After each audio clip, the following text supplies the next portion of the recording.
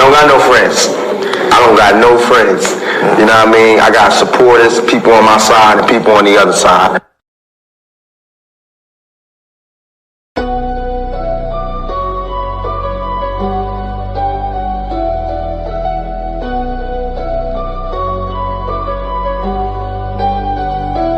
Welcome to the shift where the whole room blows. DMG vibes got the city on go. Stand on what you know, every mind gon' grow. This you flat, I'm with you, let the whole world know.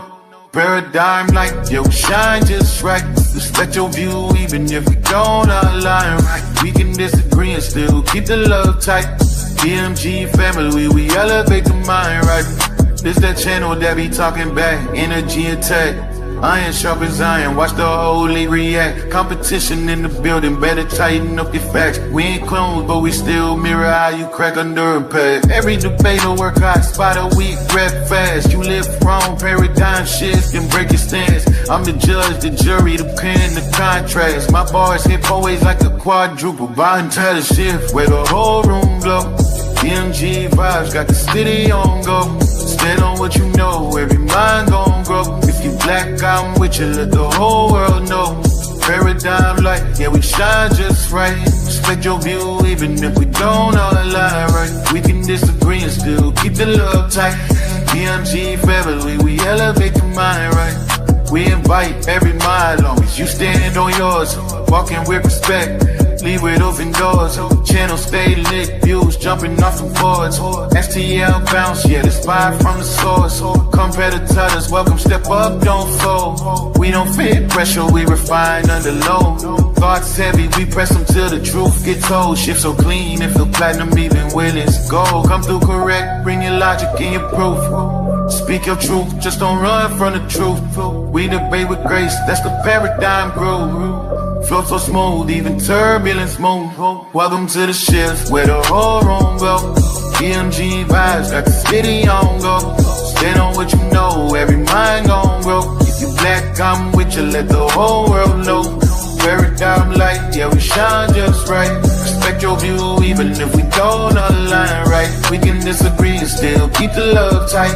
DMG family, we elevate the mind right. Where the whole go. DMG vibes got the city on go. Stand on what you know, every mind gon' go. If you black, I'm with you, let the whole world know. Paradigm light, yeah, we shine just right. Respect your view, even if we don't align right. We can disagree and still keep the love tight.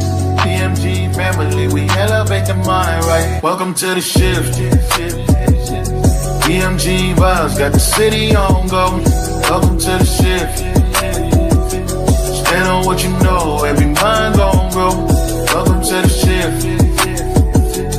If you black, I'm with you, if you black, I'm with you. Welcome to the shift. We can disagree and still keep the love tight. Welcome to the shift. DMG family, we elevate the mind right. Welcome to the shift. DMG vibe, got the city on low. With paradigm shift, keep it real for.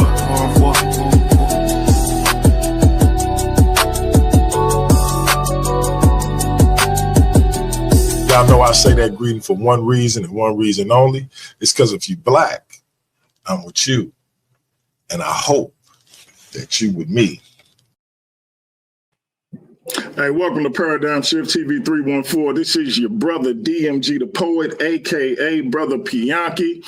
And we are back. But before we get into our spiel, y'all know I got to do my spiel.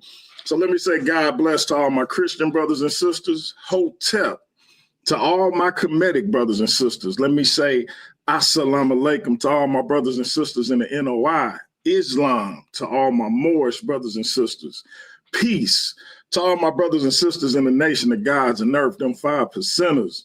Let me say what's up to all my atheist brothers and sisters. Salute to all my Abo brothers and sisters. I want to say what's up to all my Rasta brothers and sisters. Last and certainly not least, I want to say Jambo to all the rest of my brothers and sisters all throughout the African diaspora, be it here in the wilderness of the United States of America or beyond. Y'all know I say that greeting for one reason and one reason only, is because if you're Black, I'm with you, and I hope that you with me. Our different ideologies should not keep us from uniting. We can have unity without uniformity, and we can disagree without being disrespectfully disagreeable. With that being said, as y'all can see, it's only me and my brother Khalil Shabazz on the screen. My brother Elder Yara had an inconvenience, and we tried to accommodate it where the debate could still happen, but we weren't able to do it. So here, now we have a part 1, and we will have a part 2 with Elder Yara. So we apologize for those who were looking to have this one-on-one clash. Instead, our brother will be presenting his information tonight. Elder Yara will come on and present his information at 12 noon tomorrow. And perhaps they can come together again at a future date on a different topic. So for now, my brother Khalil Shabazz, man, how you feeling? I know things didn't pan out the way we hoped. What's the word? Well, I'm feeling good. You know what I'm saying? I'm just here to represent the Honorable Elijah Muhammad and reintroduce the Black man to what we already know. Okay. So listen, we're going to jump right in and get started. Because family, I heard it's a GOAT, or somebody that I thought was supposed to be a GOAT, that's complaining about taking an L on my platform. And so y'all know what I say, the streets always need a body. So we're going to have to do it again. Whether we do it tonight or we do it tomorrow before Chris and Hemi, I'm going to explain to y'all why every time somebody lose, you're going to get one of these cats that's whining and crying about it because they don't know how to take an L. Now, when you call yourself a GOAT, you shouldn't have to sink to lying on somebody and saying, I lied or I said something that wasn't true, when that ain't the case. Everybody that rock with me know, I let them know, didn't know when I was going to be able to go live again because my mother had a health situation.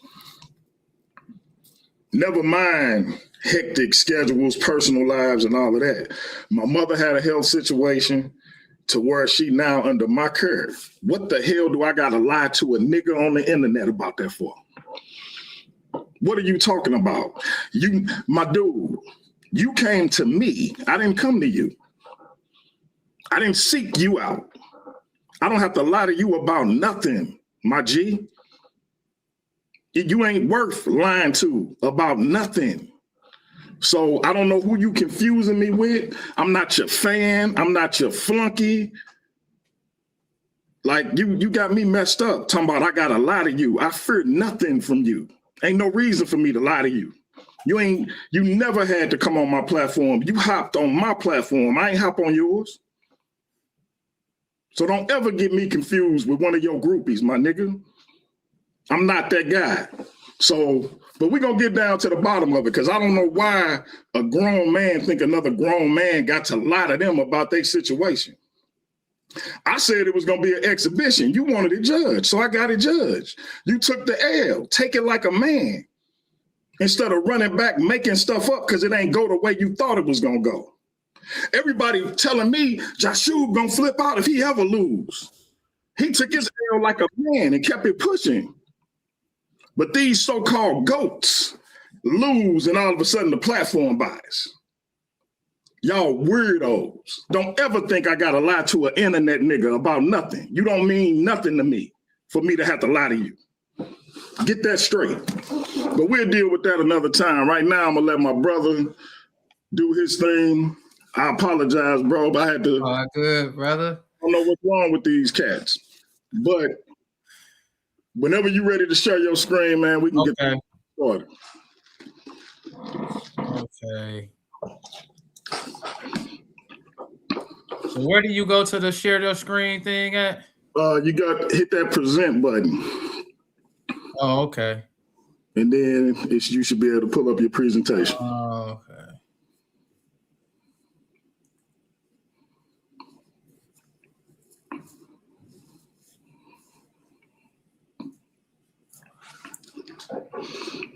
Yeah, we got some weird people on the internet, man. It's becoming more and more apparent that these cats is weirdos out here. What's funny to me, what's always funny to me is, if the debate would have went the way they wanted it to go, they wouldn't have no complaints. Then the platform would have been cool. Everything would have been on the up and up if they would have got it the way they wanted to get it. But when they don't get it the way they want to get it, the platform bias. Yeah. Boy. All right, man. Screen sharing. I'm going to go on. Let me turn my camera off and go on mute. If I can, where's mine? All right, I'm going to go on mute and let you do what you do, bro. Okay. All right, the first thing we want to show is we want to see what does Islam mean? That's what we want to do first. Because we got to know what Islam means by definition to understand, is Islam the black man's religion or not? So in Arabic, the word Islam means submission, surrender, or obedience to the will of God or Allah. We have Jesus was a Muslim, because most times people want to start Islam with Prophet Muhammad. So by definition, when we look in the Bible, we'll see that Jesus was also a Muslim. We go to John 6:38. It says, "For I come down from heaven, not to do my own will, but the will of him that sent me." So we see that Jesus has a will and Allah has a will. So Jesus wants to submit to Allah's will and not his own. That's a Muslim by definition. Then we can go on even further than that. It says, "For whosoever shall do the will of God, the same is my brother and my sister and my mother." Once again, by definition, he's talking about the will of Allah. And he's letting it be known that the only people who are his brother, or the same people who submit to Allah's will, those are the people who are his brother, his sister, and his mother. Then we can go on to Matthew 7:21.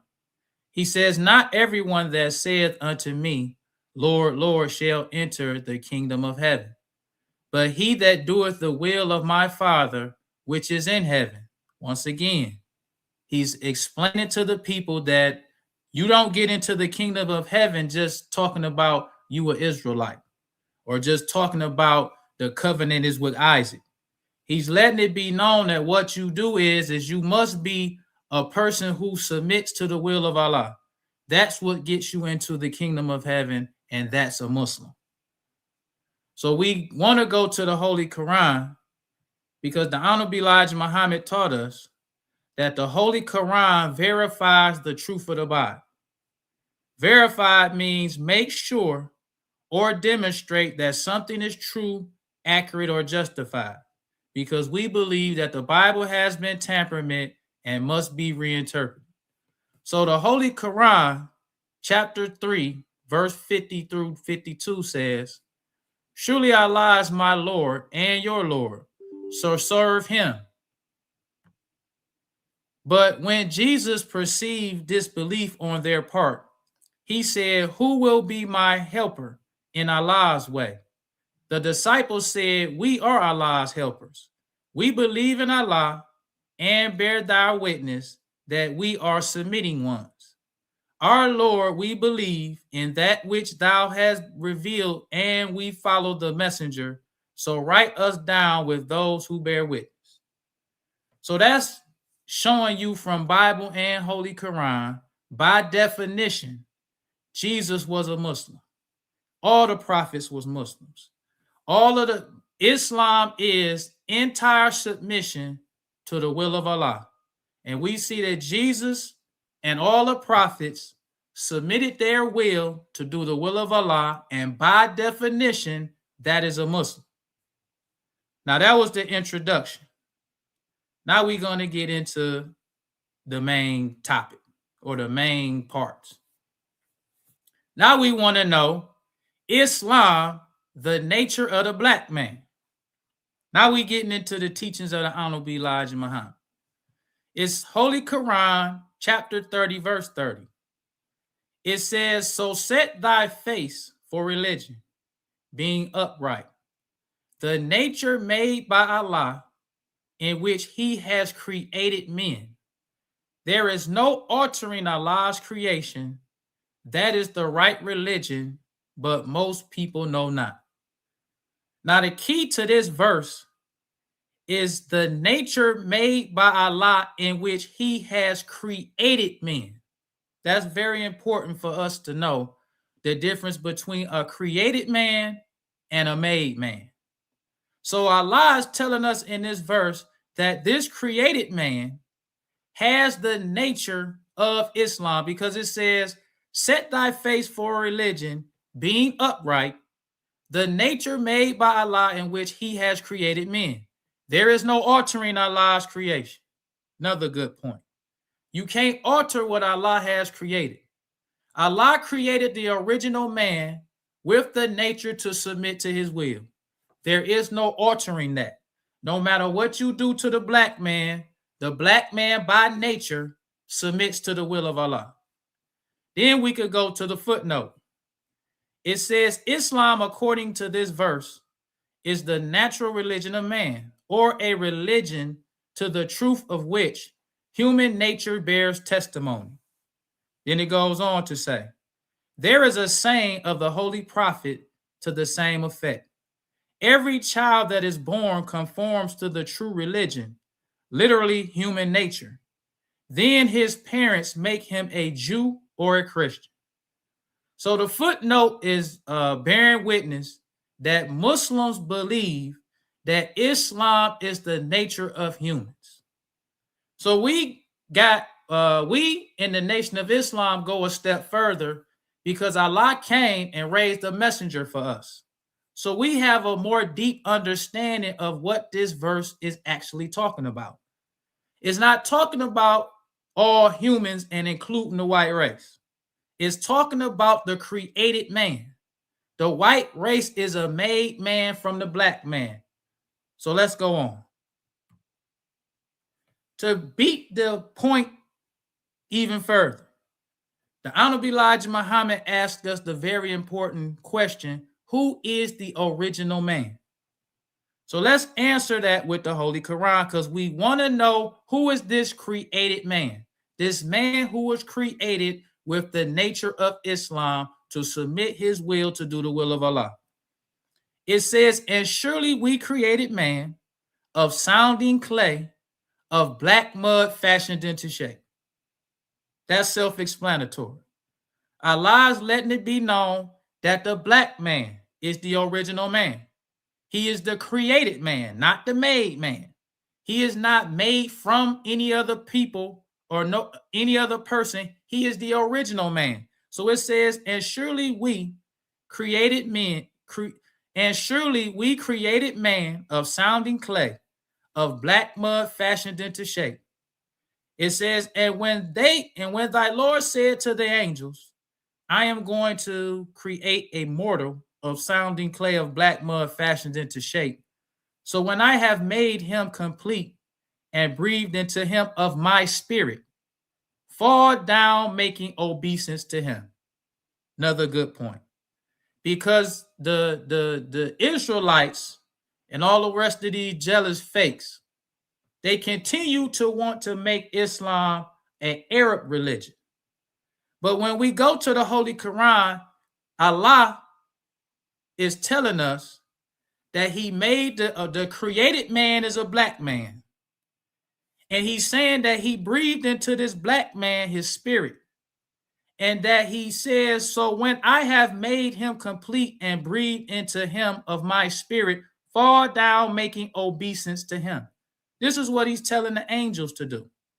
So obeisance means differential respect. This is how Allah created the original man. Now let's go on even further than that. Now we can go even further in the Holy Quran about the original man.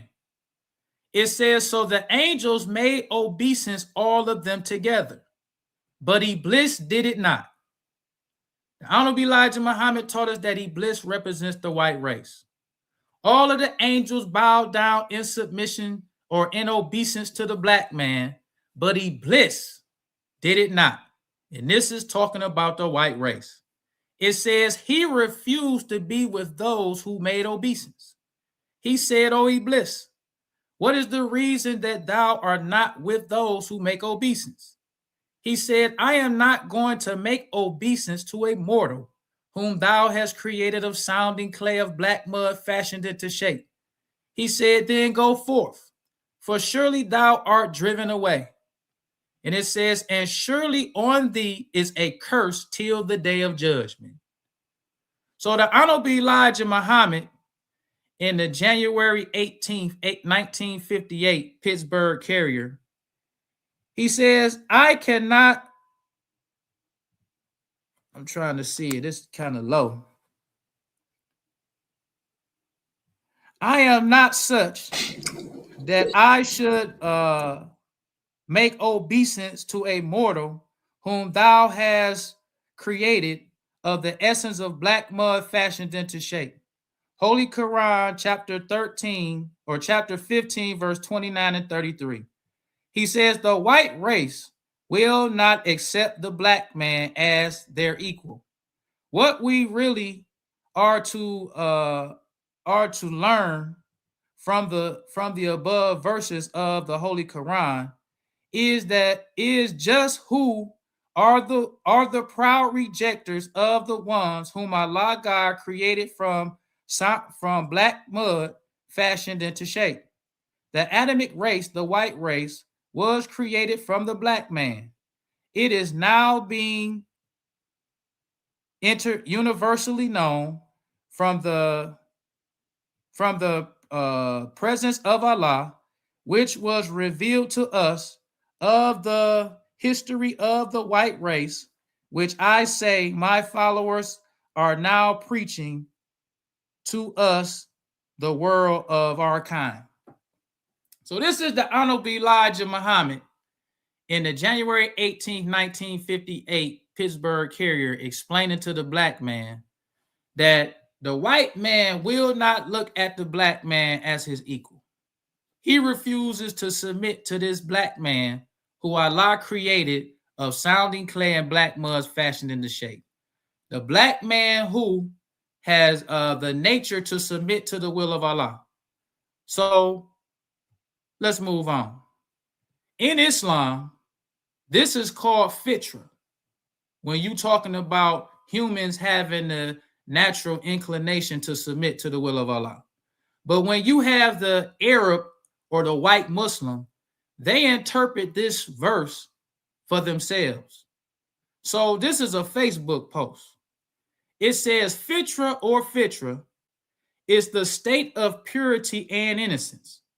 Muslims believe all humans to be born with. Fitra is an Arabic word that is usually translated as the original disposition, natural constitution, or innate nature. So when we see they show a white baby with blue eyes, but they tell the Honorable Elijah Muhammad that he don't teach true Islam. When we seen that in the Holy Quran, when Allah said that he was going to make a mortal, he said he was going to create one of sounding clay of black mud fashioned. This baby don't look like he was fashioned with black mud. But as long as they can interpret the Quran in their favor, that's what they want to do. And they want to take the spotlight off the black man. Everybody do. The Arabs, the Israelites, everybody do. But God came in the person of Master Farad Muhammad and raised up a messenger to teach us his message is clear. So we can see that when you define the word fitra, the root word is fatara. And fatara is the verb root, meaning to create, to invent, or to bring into existence for the first time, signifying the initial act of creation. So it goes on. Fitra means the original creation. The black man is the original man. He is God's creation. And that's why in the verse it says God created men of black mud fashioned into shape. Now let's go on even further. Yes, sir. Real quick, bro. Two things I want to make sure everybody know. Elder Yara had a scheduling situation. We was gonna try to do the debate tomorrow, but tomorrow is Sunday. Our brother Khalil would not have been available. We would have tried to do it next Saturday, but the brother Khalil wanted to stick to the schedule we had already made, which was 100% his right to do. So he decided to come on and give his presentation. Elder Yara will come on tomorrow and give his presentation at noon, 12 noon Central Time, right here, Paradigm Shift TV, 314, Worldview Wars Debate League. And so that's why this is part one. Elder Yara section will be part two. Brother Khalil, do you want to open it up for questions when you get done with your presentation? Yeah, I'm down with that. All right. So, family, if you got questions for the brother, continue to tune in. We'll open it up once the brother get done with his presentation. It's back on you, bro. Okay. So now we see once again the Honorable Elijah Muhammad, May 16th, 1969, Muhammad speaks. It says, Islam, the nature made by Allah in which he has created me. He always taught us about the created man. He said that the black man is the created man. The white man is the made man. The white man is made from the black man. All other people come from the black man. That has already been established. So the Honorable Elijah Muhammad let us know, Allah's messenger, let us know that Islam, the nature made by Allah, in which he has created men. He says Allah calls us back to that which by nature we are, the nature in which we were created, and not to a self-made organized religion, to submit to the Creator, obey him, and do his will that we may be successful. Islam is the very nature of the black man and not a religion. Accept it and live, reject it and die. Now let's go on even further than that. Now this would have been my second round. So we completed the first round, and this one is my second round. And I want to start the second round off with God in person. Because when all of these fakes talk about Islam being the black man's religion, they never talk about our present condition, us being in America. They always talk about the Arabs. They don't talk about the black man in America. If we want to see if Islam is the black man's religion, we got to talk about what has Islam done for the black man. We don't need to talk about 1400 years ago what Arabs did to the black man. What has Islam done for the black man? So we got to start with God in person, Master Farad Muhammad, who came July 4th, 1930 to the black man. He didn't come to the white man. He didn't come to the Arabs. Allah came to the black man in America. And Allah raised up for us a messenger, the Honorable Elijah Muhammad, who is the messenger of Allah. He taught us Islam from 1931 to 1975, the black man, teaching us our true religion and our nature. This was the Honorable Elijah Muhammad. Now let's go to the August 70, 1970 Ebony magazine, because this was when all of these groups started to copy and steal the teachings of the message. So the Ebony magazine title was called Which Way for Black America, because everybody was trying to pull the black man to their direction. So it says separation, integration, liberation. So then we have what they said about the Honorable Elijah Muhammad. It says, there is nothing fatalistic about Muhammad's brand of Islam when it comes to getting things done. Putting his money where his mouth is, the messenger has masterminded the acquisition of a multi-million-dollar nationwide business and farming complex at a dizzying clip that has seasoned businessmen and economists in wide-eyed disbelief. That's where we want to start. Because this brother up here is in wide-eyed disbelief. That's an example of what wide-eyed disbelief means. Because the Honorable Elijah Muhammad, God's last and greatest messenger, what he was able to do with the black man had seasoned businessmen and economists in wide-eyed disbelief. Like, how can this black man take these black people from the mud, the uneducated, the people who ain't desired, nobody wants them, the jailbirds, and build this multi-million-dollar nationwide business and farming complex? How could he do it? But then the same fakes like ISUPK, IUIC. If we was to take these two groups and put them together, both of them combined don't own a smokehouse for the black man. But yet they will ask us, is Islam the black man's religion? When you see what the Honorable Elijah Muhammad was able to do, God's last and greatest messenger, with the black man to build a successful businesses, doing for self, all the things that we say we need to do today, he was able to do that. And it has seasoned businessmen and economists in wide-eyed disbelief.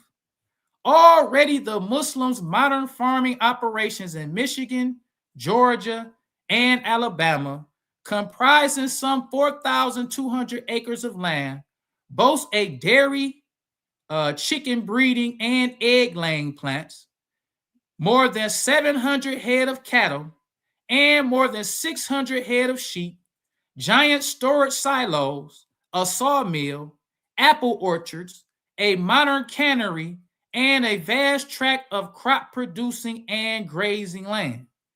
Even setbacks, such as the recent mysterious poisoning and shooting of 68 heads of Muslim-owned cattle on their 1,000-acre St. Clair County, Alabama farm, have failed to curb Muhammad's zeal for acquiring more land.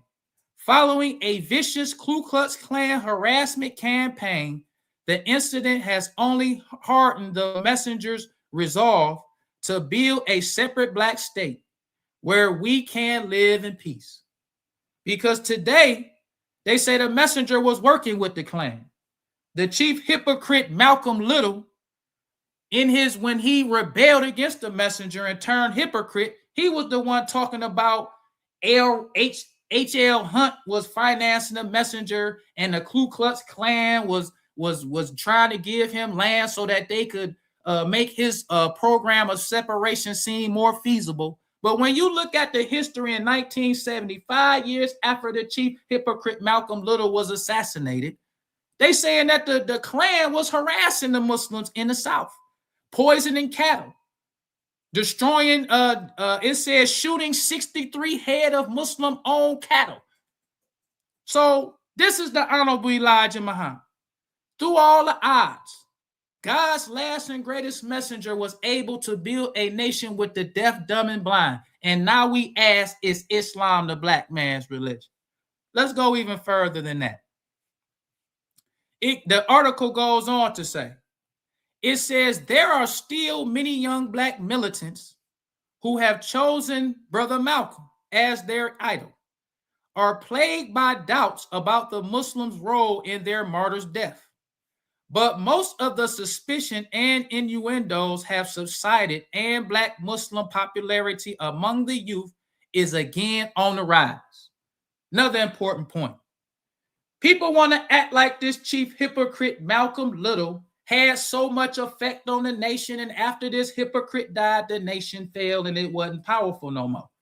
But even the black militants who chose this hypocrite at first Now they seeing it the messenger's way now. Now the nation is back. It says, and black Muslim popularity among the youth again on the rise. They forgot about the hypocrite. Now let's go on even further than that, because it's talking about the black militants, the Black Panther Party, and all the rest of these militants. This is what the Jet magazine is saying about them. It says, for the most part, it is a popularity based on young black militants' sneaking suspicion that they did not invent the word black after all, and that as a matter of fact, they are just beginning to catch up with what the frail little patriarch has been teaching and preaching for the last 30 years. Another good point. Because they want to overshadow the Honorable Elijah Muhammad when they be talking about is Islam the black man's religion, and praise the Panthers for they free breakfast program. They did all this for the black community. But during the time of the messenger, it's saying, let's read it again. For the most part, it is a popularity based on young black militants' sneaking suspicion that they did not invent the word black after all, and that as a matter of fact, they're just beginning to catch up with what the frail little patriarch has been teaching and preaching for the last 30 years. We could say that to ISUPK. We could say that to Israel United, all these Israelites who asking us is y'all just not catching up to what we've been doing since the 30s. You just catching up. But now you trying to act like you the ones who teaching it and you the ones who doing it. But the Honorable Elijah Muhammad, even in the 70s, when black people just start catching up, the the Ebony magazine is letting them know you black militants just kept catching up with what he's been teaching for 30 years. It says they cannot escape the realization that long before most of them were born, the messenger taught the so-called American Negro to begin thinking and acting black, to study his black past and culture, and to put an end to his cringing, abortive efforts at aping the white man in order to receive the latter's approval for integration seal. Black youth of today admire the messenger for his fearless verbal attacks on racist white America, for the immense pride in blackness which he instills in his followers, and because he speaks their language, or rather, because they are beginning to speak his. Now let's go on even further than that. Now we want to go to a black sociologist. He wrote an article on the messenger in the December 22nd, 1968 summer Sunday News. Because we want to know, is Islam the black man's religion? This is a sociologist named Lewis H. Myers. It says, important black people in American history, Elijah Muhammad. He says, to date, the Muslims have been an asset to America, as no other black organization has before. Good point. Because these Israelites and the rest of these jealous fakes ain't going to talk about Elijah Muhammad like that today. But when you look at the sociologists, the economic, the businessmen, and the economists who saw his work, they could see that what he was doing was changing the black man, whether he was in the nation or not.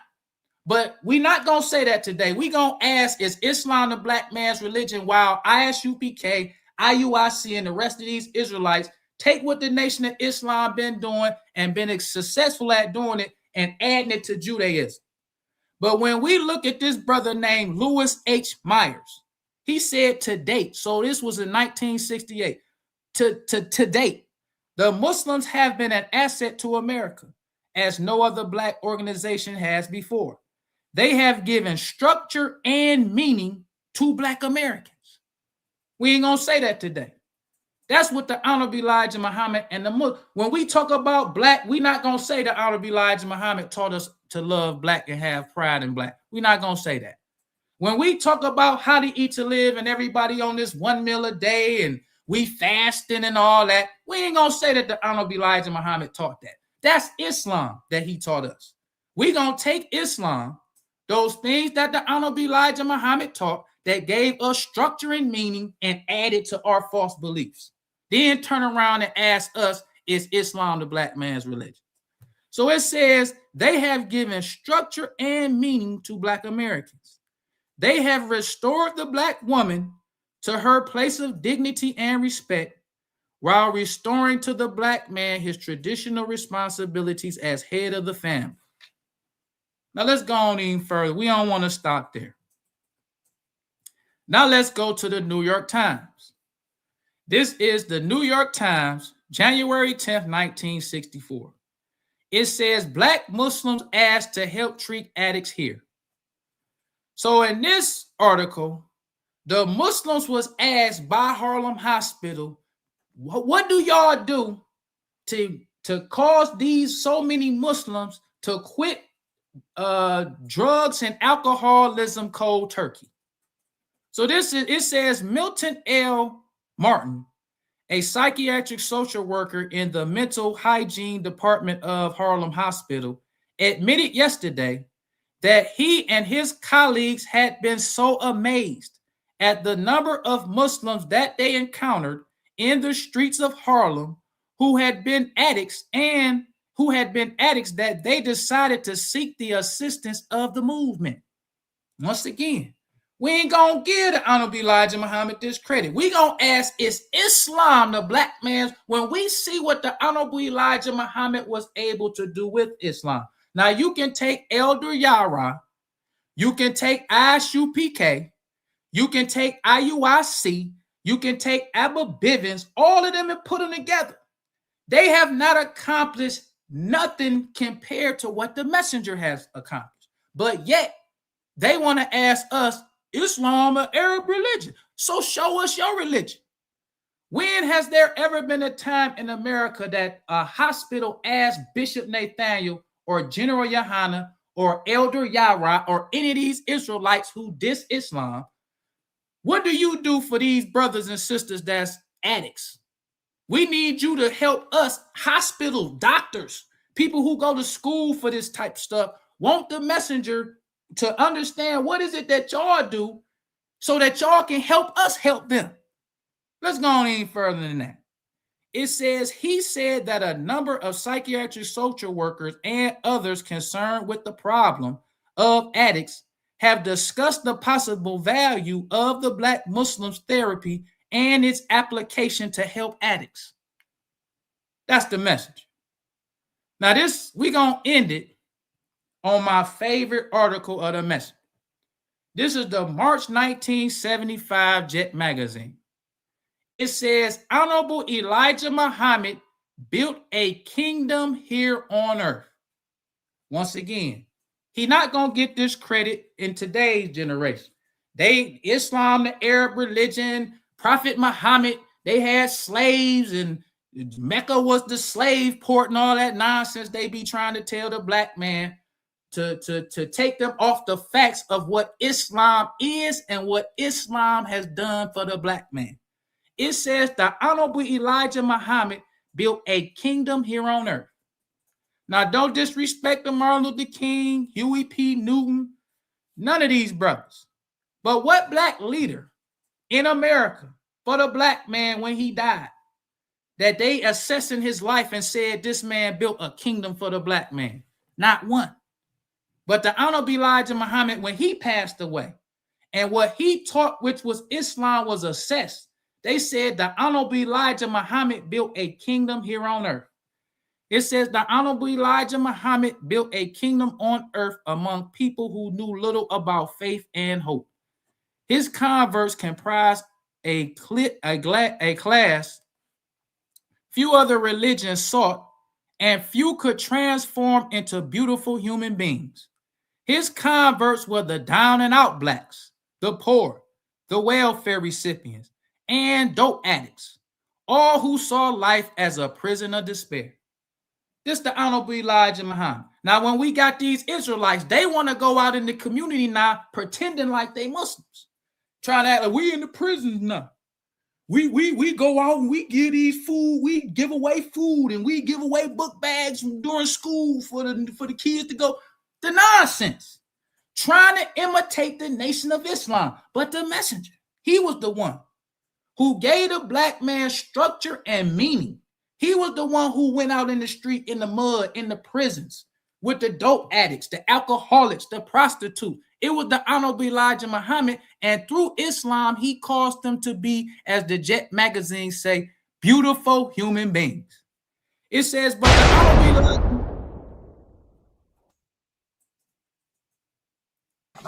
I was just dropping for you, bro. Okay. It says, but the Honorable Elijah Muhammad himself, a man who had perspired in the cotton fields of the South and who had toiled in Detroit's auto plants, shaped his Nation of Islam into a working religion.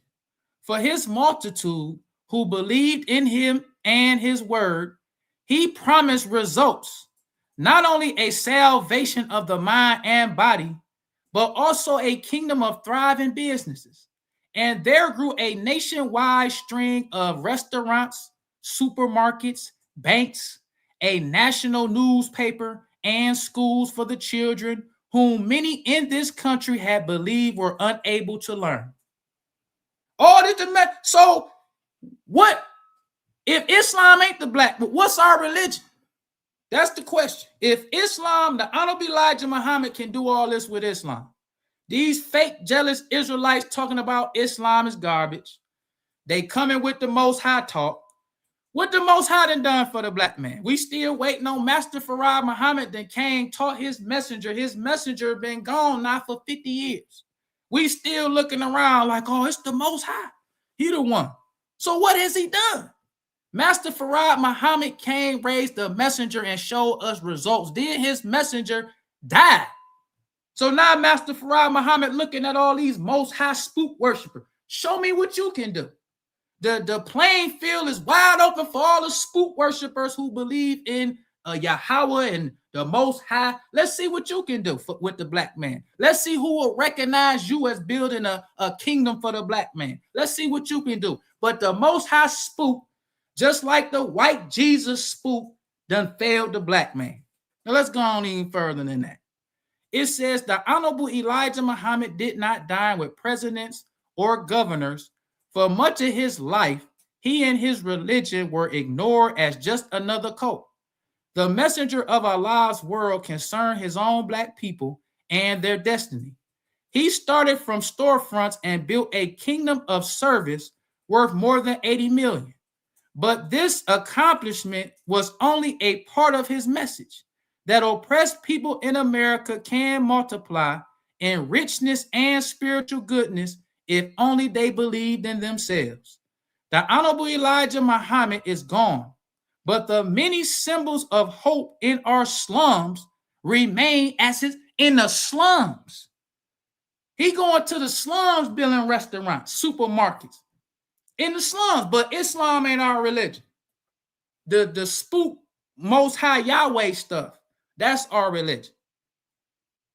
So, brother, that concludes my All right. Listen, man. The brother simply saying the Honorable Elijah Muhammad work speaks for itself. He cleaned up black men and women undeniably, changed the course of their life. And I've told y'all, even as a Christian, I had an uncle, may he rest in peace. For those who remember my cousin Shabaka, who come on the show, his father, my mother's brother, lifelong drug addict and alcoholic. He tried it my way. He tried it the Christian way. He couldn't kick the habit. He went to the mosque down on West Florissant, right here in St. Louis, and just outside of Ferguson, and changed his life for the better. So for me, it's one of those things where I can't speak for what happened once he made his transition and where he ultimately ended up on an afterlife tip. But I can say that for the rest of his life here, he was a changed man and was committed to that change and made positive moves in his life with regards to rectifying relationships with his kids, being faithful to his wife, and things of that nature. And it was because of his resolve in the nation. So, I mean, I can disagree with it from a spiritual sense all I want, but I can't argue with those results. And that's just a personal thing of mine. I remember when he first got in, he was inviting me to the temple every Sunday. And eventually I was like, I literally ran into somebody, the person who kind of introduced him to it. I ran into him on one of my routes. He was like, hey, ain't you the brother, nephew? You need to come on down. And so I surprised him. And I'm glad I was able to do that and spend that time with him. So my question is always, if it get positive results, why do we critique it as hard as we do if people actually change their lives for the better, at least while they were here on this earthly plane? We're going to put the link in the chat, brother. Any comments on anything you see in the chat or anything on that tip? I like the presentation, man. I think it would have been a hell of a debate. This was an awesome presentation, man. So I appreciate you coming on and doing it. So all I want to say is, if anybody who feels like Islam is not, because it is easy for all these jealous Israelites, all these other people who trying to compete with the Nation of Islam, to say Islam is not the black man's religion, and then talk about Arabs and what Arabs done to the black man. But if you saying Islam is not the black man's religion, show us in America what is the black man's religion, plus looking at the history of the Nation of Islam, even after the death of the messenger. When you look at the nation and the Nation of Islam today is nothing compared to what it was under the messenger. We still run circles around IUIC and ISUPK. When you just look at a Muslim's appearance, I don't care what Nation of Islam you in, you know, if you a Muslim, you gotta be clean. That's what you gotta be. Israelite ain't gotta be clean. Them brothers look savage. You know what I'm saying? Brothers be all overweight. Let's just keep it real. They don't have to be clean. Look at them brothers in IUIC and ISUPK. And then they telling us that Islam is garbage. I don't know what group Elder Yara in. But when you just look at any Muslim, look at his appearance. He know if he even if he trying to be fake. Because you got a lot of Elder Yara has his own group. It's called the New Torah Movement. But I will. Let me ask you this, bro. Because, and I would submit this to the chat too before we open up before I put the link in. In terms of results, right? In terms of results, and from a business sense, from a cleaning up black people sense, from a leadership sense, why do you think people refuse to give the Honorable Elijah Muhammad the credit? I think on those levels, at least, he do deserve. Why do you think that it's a refusal to do that? Because they jealous. Bishop Nathaniel and the rest of these Israelites, they want to be to the black man what the Nation of Islam is to the black man. So they see an opportunity now. They see that Farrakhan got old. You know what I'm saying? It looked like the Nation of Islam, you know what I'm saying? It might be at that time like it was during the time of Wallace. So this is a good time for the Israelites to come and take what they done heard the Nation of Islam do, seeing what we've been doing in the community to attract the black man. So they just take that part of Islam that they know will attract the black talk, the love. We out in the community. We go to the jails. We would, IUIC, they be talking about why I joined IUIC because I found discipline and all that nonsense, man. Just trying to copy the Honorable Elijah because they jealous of him. They want that Judaism and that black Hebrew stuff to be what Islam is, but they can't do it.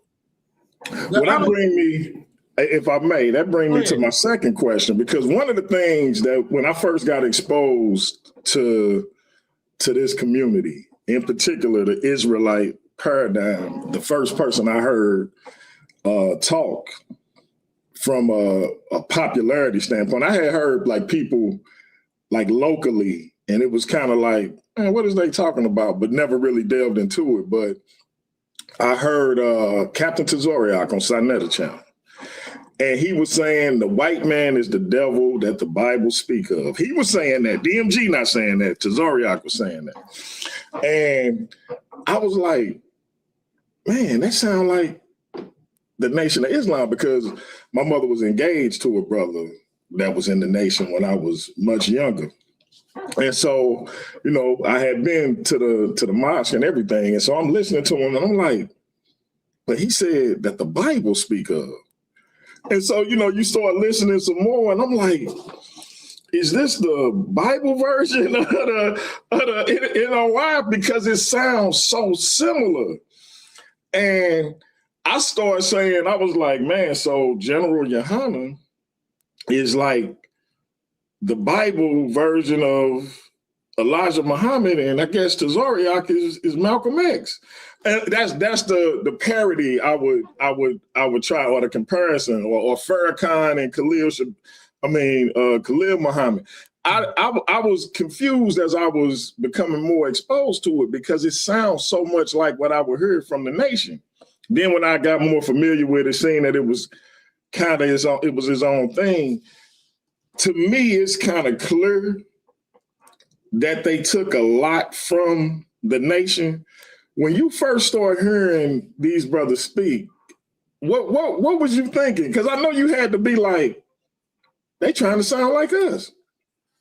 At first, when I first heard IUIC, I'm gonna be real. I just not start, like, after I came in contact with Tazariak, that's when I started looking at ISUPK. But for a long time, I didn't know nothing about ISUPK.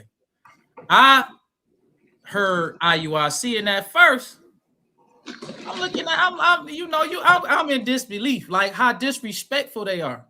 You know what I'm saying? Because never in the history of the nation have we been disrespectful. We don't disrespect women. They be disrespect. They find the worst in black women and just constantly show that all the time. You know what I'm saying? They go out in the community and with what they know and try to harass brothers who they. I'd have been trying to debate IUIC for years. They'll come up with any excuse why they don't want to debate me. But these people on TikTok, they'll respond to them. They'll go out in the community with a brother who don't know what he's talking about. They beat him all up, put his face on the video. They came at a good time. You know what I'm saying? They see that the Nation, they feel like it looked like it's back during the time of Wallace, where the Nation was in array. You know what I'm saying? Suffering a setback. They see that now they coming out trying to, you know what I'm saying, be the Jewish Nation of Islam. That's what I call it. That's it. Bro, when I first started engaging, that was what I thought. I don't necessarily believe that now, because I am friends with Captain. I really want to put you in Captain K. He a member of ISUPK right here in St. I know the brother personally. I really want to put y'all together, but you remember we tried that. He wanted to have a discussion, and you trying to have a debate. Once we figure out what the next step is with you and Elder Yara, I'm gonna see if I can get you and Cap. I'm gonna revisit that thing with you and Cap. All right, before I put the link in the chat, my sister Michelle Turner asked, she said, y'all don't follow Farrakhan. Do y'all believe he is a hypocrite as well? Well, actually, he said it himself.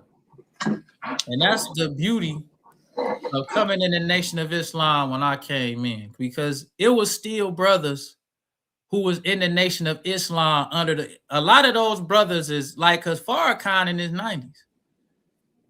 Back when I came, it was still a lot of brothers who was actually in the Nation of Islam, actually laborers, captains, lieutenants, and ministers. They used to tell us the scoop on Farrakhan, and we did, because I grew up like everybody. I used to love Farrakhan in the 80s and 90s, used to listen to him. I ain't know nothing about what a hypocrite was. Till them old brothers tell, like, he a hypocrite. And they tell us what it was to believe in the messenger when he was alive. You had to believe what he said. Bottom, ain't no adding. Ain't no showing love to a hypocrite, calling Malcolm brother Mount. What, none of that. It's what Elijah Muhammad say. He the messenger, and we trying to promote what he talking about. So a lot of the older brothers, not only did they tell us they showed us when he admitted it himself. And then they told us what the messenger taught about a hypocrite. He said, once you turn hypocrite, it said in the message to the black man, once you turn hypocrite, and you a hypocrite for more than a year, it says you are classified with the enemy devil. Straight up. That's what the messenger said. And that's what them old school brothers shows. So it ain't, do I think he a hypocrite? He said himself that he turned hypocrite against the Honorable Elijah Muhammad. So it's not like it's a thing of how do I feel about him? He said it himself. Wow. All right, family. Link about to go in the chat, but before it do, make sure y'all here tomorrow, 7:15 p.m. Central Time. Barring any unforeseen events, we got a blockbuster. We got the Worldview Wars Debate League undisputed world champion Big Hemi versus MVP Chris Harris. Make sure y'all here for it tomorrow, 7:15 Central Time. We're going to start off on Paradigm Shift. After 30 minutes, we're going to move over to Worldview Wars Debate League. Shots fired! Shots fired!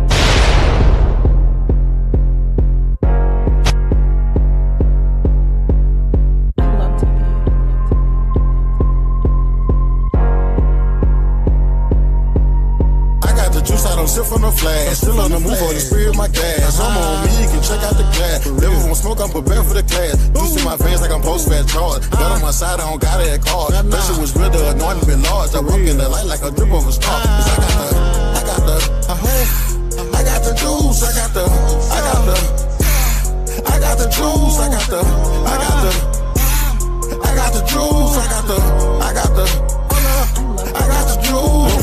My thoughts that are binding, flesh in my ear like spit for the county. Bitch at you, but the trigger was tempting. Whole lot of demons in the section I'm stepping. Brain got a drum or a hole like a stick. Thank for the Lord, every ride gon' hit. Toast to the slide, it was running like bait. I carry that text like a windshield whip. Flex that flex, feel said rest. I was 10 toes down in the spiritual test. Came from the dirt, still cleaner than most. Flesh won't toast, but the spirit won't ghost. Devil told laws, I be catching that purr. That's over revenge, but the Lord says spur. Fast like collar with the engine on red. Put it in park after old me dead. I got the juice, I don't sip from the flash. Still on the move on the spirit of my gas. I'm on me, you can check out the glass. Never want smoke, I'm prepared for the class. Juice in my veins like I'm post-fat charge. Got on my side, I don't got it at card. Pressure was real, the anointing been large. I walk in the light like a drip of a star. Cause I got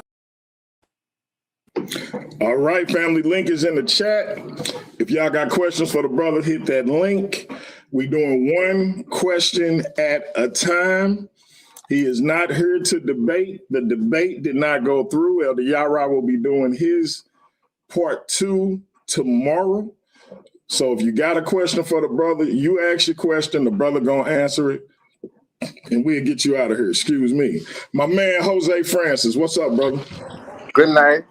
Good night, DMG. Good night, my brother. Yes, sir. Now, I love you and I respect you, but I have to disagree that Islam is the black man's religion. I love all the good things about the Nation of Islam. But if history says they invaded, then that means they were not there. They're not indigenous. It was not an indigenous philosophy. Who invaded? They call it an Islamic invasion, a Muslim invasion, which means they came from outside and invaded with the sword to put this on people who did not know anything about it. But this is what you got to understand. Most of these historians are Christian and Jewish historians. When Muslims came to these areas, they was controlled by Christians. So the Christians ultimately won. Ultimately, the Muslims came in, they conquered these areas, but ultimately Christianity won. So the Christians are the ones writing the history, talking about it was an Islamic, it was spread by the sword. But if you look at history, it was an Islamic golden age. Most of the technological advances that we use today comes from the Muslims. We use Arabic numerals now. These are not, we don't use Roman numerals. We use Arabic numerals because that's the same. Arabic was the language of science. We use algebra, the stuff we use on internet algorithms. That comes from the Islamic golden age, because Islam was not spread by a sword. That's what the Christians say, because in the wars that the Muslims fought against the Christians, and they took Jerusalem from the Jews and the Christians. They took all of North Africa from the Christians. So, of course, when the Christians write the history, they're going to say that the Muslims came with a sword. That's not true. All right, Brother Jose, I'm going to come back to you if you want to stick around. Right now, ladies and gentlemen, right now, I got listen. I'm overwhelmed right now, ladies and gentlemen. We got a Paradigm Shift TV 314 original just hit the panel. Literally, probably the first person I ever had on this platform back when my camera was a mess. My background was a mess. I was lumbering around at about 330 pounds, breathing all hard in the mic. This brother is the reason I started engaging like I engage on YouTube, because I ended up meeting him in the chat. So I y'all gotta forgive me if I'm a little bit giddy, and I feel like it's an honor to have this brother on the panel. I gotta give him his due.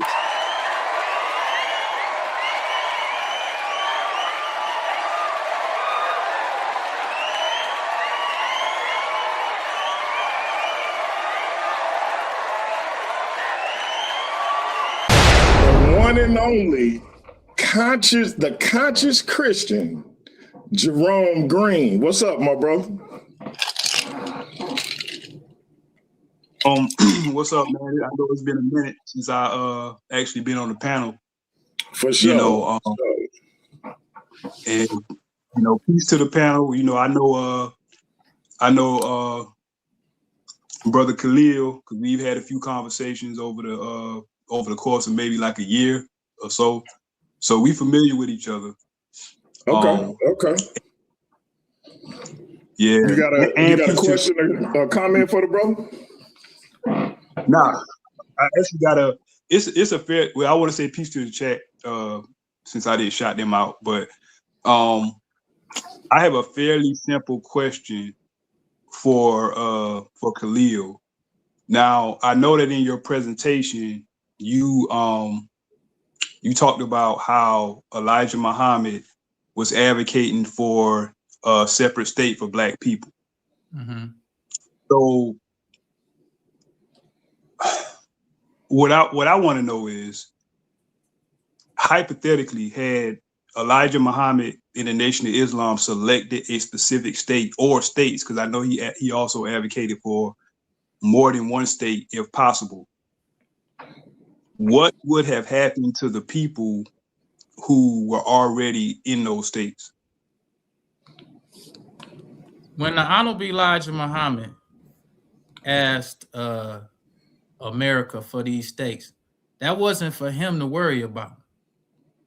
He said that the white man is obligated to provide for us what we need to produce us a separate state, either here or elsewhere. That's their job. So they the ones who worrying about who live where, how we gonna get them out, because he said that our forced labor for 400 years justifies us. It's up to them to figure out. It ain't up to Elijah Muhammad to be figuring out what about these people. No, we did our part. We was forced to work here for free for 400 years. So because of that forced labor, that we did for free, the white man is obligated to provide for us this separate territory. They obligated to do that. So all of the headache work is on them. It ain't on the Honorable Elijah Muhammad.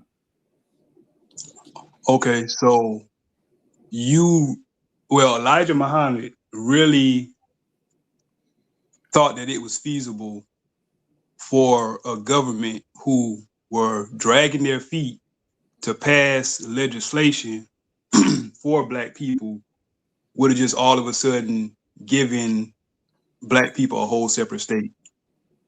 Like you do understand that the communists they tried that same thing in the 30s and 40s, and it wasn't long before they abandoned that plan, because it seems like what Elijah Muhammad presented was a utopian scheme, but like all utopian schemes, they have dystopian outcomes. But if your answer is that it wasn't a problem of Elijah Muhammad, which it don't really answer the question, because I wasn't really putting the onus on Elijah Muhammad. I was just asking how it would have been possible for the government to, move a whole entire state or states of people out of their habitation and relocate them just for probably just members of the Nation of Islam to have a separate state. It just don't seem like it would have been possible from a practical standpoint. So, hey, Brother Khalil, respond to that, and then we're gonna go back to Jose. Well, Jerome, stick around if you want to. The Honorable Elijah Muhammad did his part. He cleaned up the black man.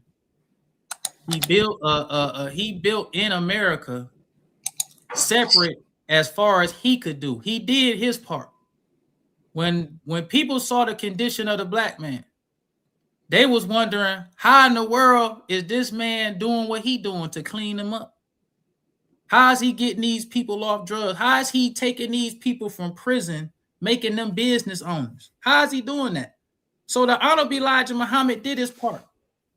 He did an amazing job on the black man. So the white man need to do an amazing job with what he can do to provide for us this set, because the Honorable Elijah Muhammad proved that he was more than qualified to lead the black man. All those who followed what he said to do were successful. All those. We can see hypocrites like Malcolm Little. When Malcolm was with the messenger, he was clean, he was sharp, he was a Muslim.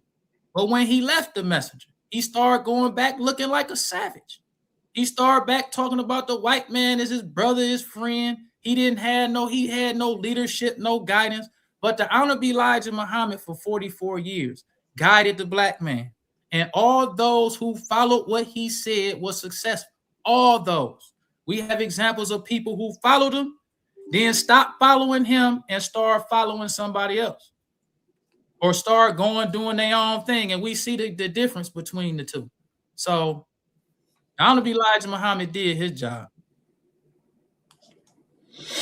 All right, Brother Jose. Anything you want to add, bro? Number one, don't forget me for Monday, please. Because I'm holding that presentation up under my chest for you. I got you. And I want to take the liberty to ask the brother if he would come back on and prove his claim that he was speaking about mathematics, to say that it came from these particular people, because I can show you implements that go way back before Islam that are considered mathematical implements. So I want you to come on and do a presentation on that to kind of elaborate on it. What do you mean as far as mathematics? You said algebra comes from Islam, but they have mathematics and other things that go back before that. Right. We could talk about, see, this is the thing. A person invented the wheel, but just because it's a wheel on an airplane, you can't say the person who invented the wheel invented the airplane. He took what was already here, which was the wheel, put the wheel on an airplane, and the airplane can fly.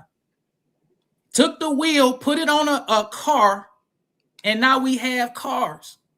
Yes, there was mathematics before Arabic numerals. But Arabic numerals is a universal math system. Universal. It's easier to use Arabic numerals when you divide and do fractions than it would be to use Roman numerals. But Roman numerals is mathematics. It's numbers. But the Arabic numerals is easier and it's more advanced than the Roman numeral. Just like the wheel. When they first discovered the wheel or built the wheel, it was something basic. But over time, people take that and add to it and make it more feasible for people. So Arabic numerals, even though numerals was around before Arabic numerals, the way the Muslims use and advance the number system, it's a universal number system. That's just a fact. And the same white people who would tell you that Muhammad spread Islam with a sword, all that stuff they learned from them Muslims, they brought over here to America and they using it today. They using it with their internet. They using algebra. They still call it algebra. You know what I'm saying? They ain't changed nothing from what the Muslims taught them. So they can talk about how Islam is this, Islam. We had numerals and stuff before that. It don't matter. What the Muslims taught, the advancement that the Muslims brought, the whole Western civilization still uses it today. That's a fact. All right, Brother Jerome, you got any?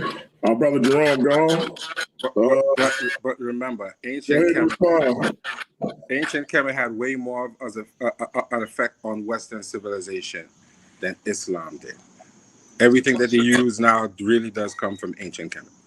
Okay. It really does.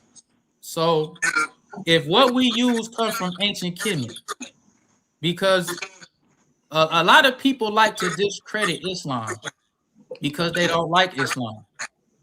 But the advancement that, because ancient Kemet was long gone when they had an Islamic, an Islamic golden age. Now, we don't take credit from ancient Kemet. They was a great civilization. But as time goes on, things advance, people change, the needs of the people change. So at the time of the Islamic golden age, the needs of the people at that time was advanced by Islam. It wasn't advanced by Kemet. Just like I said once again with the wheel. Just because there's a wheel on an airplane, a wheel on a car, the person who invented the wheel can't say, well, they still know. The needs of the peoples change, the technology changed, people have new ideas. The stuff that was great then, but the advancements that we use today comes from the Islamic golden age, and that's a fact. You could try to say that Kemet was great and Kemet had all that's true, that's a fact.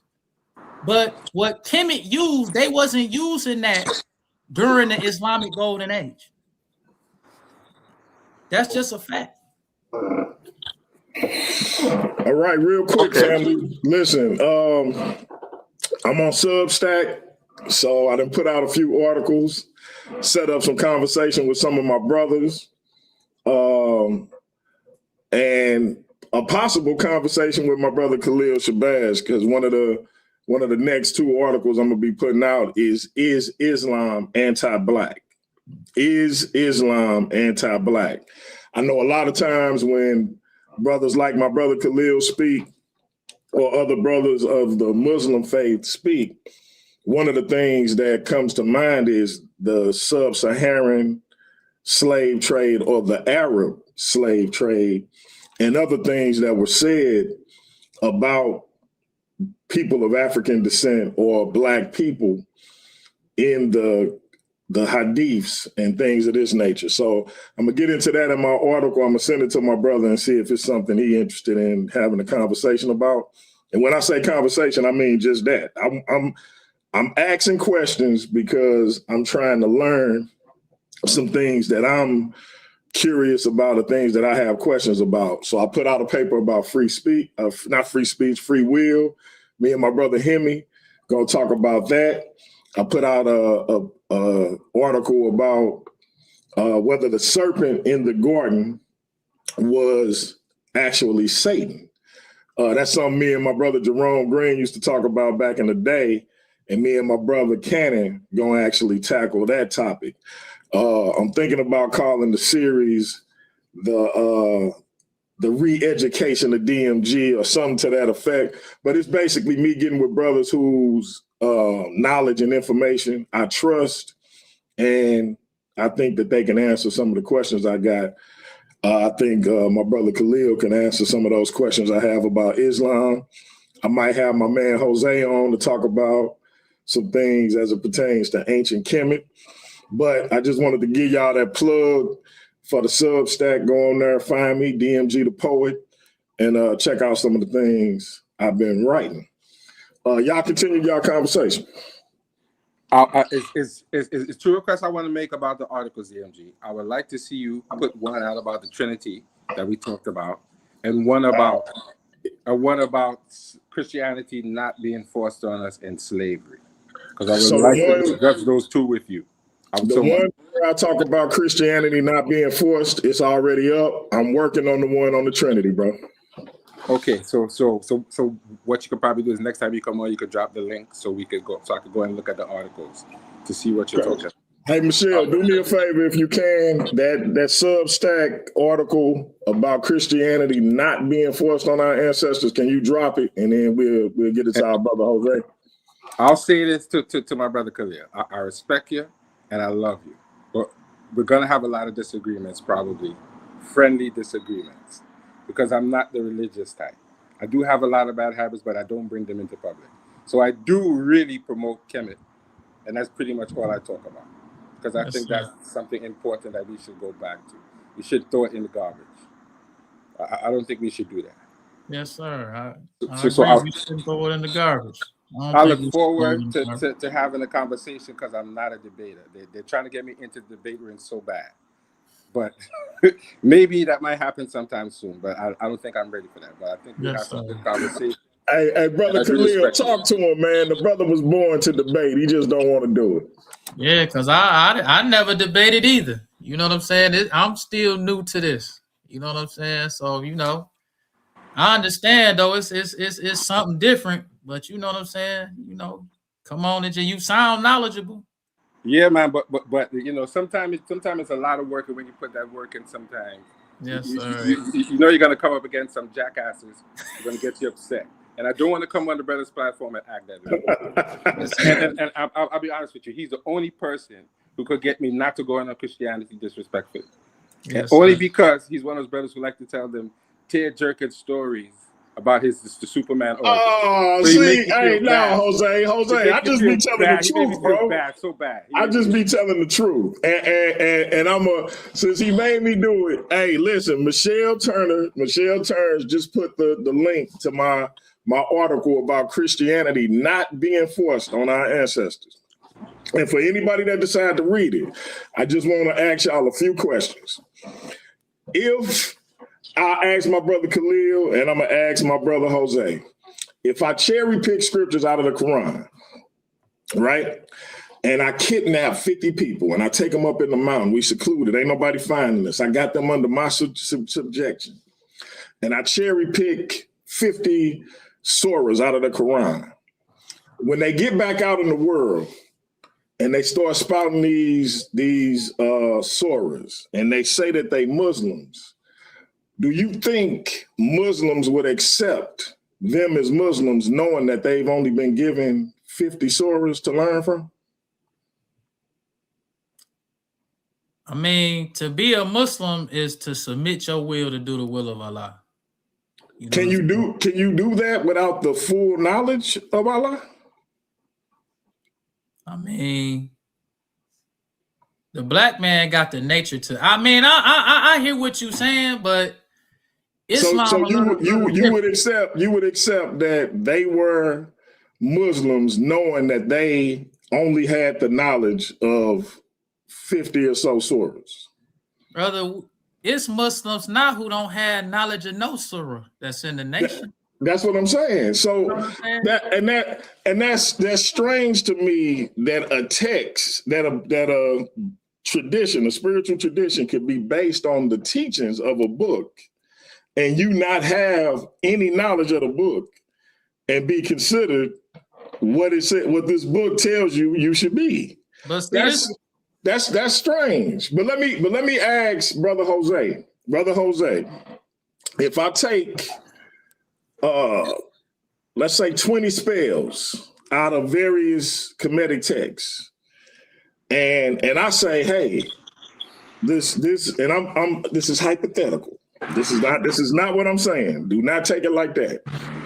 But hypothetically, I say, listen, man, you should have an alternative lifestyle because Heru and Sutek laid down together, or Gail pointed his member at his mouth. So you should be in an alternative lifestyle. Would anybody in the Kemetic community accept that as Kemetic teaching, knowing that I've only picked out 20 or so of these spells and started spouting stuff like that? Well, let me answer the question nuance, because there's a nuance and it's a nuance question, right? If you don't respect the quote unquote spirituality, I would expect you to do that. And I can accept that if you don't respect it. But anyone who says that they respect it, they cannot do that. So if I'm not a Christian, even though I'm wrong, I could cherry pick the Bible all day long because it's not my thing. I could cherry pick Quran all day long. Whether it's right or wrong, I'm allowed to do that as a quote unquote heathen or non-believer. But as a believer, to do that, but it's not. As a believer, you wouldn't be able to do that. And so that brings me to the ultimate question. We know that these enslavers did not give our ancestors the full corpus of the Bible. We know this. They had slave Bibles. They had incomplete teachings. They withheld certain scriptures. So why do we allow people to say they taught them Christianity? The other part of that is, real quick, if the enslaver himself does not stand on Christian principles. What's a Christian principle, DMG? What did Jesus, the Christ, say? Do unto others as you would have them do unto you. If they're not standing on those Christian principles, why do we even call them Christians? So it's two problems. We say that they taught Christianity when they didn't teach the full corpus of the book. We say that they Christians when they didn't stand on Christian principles, right?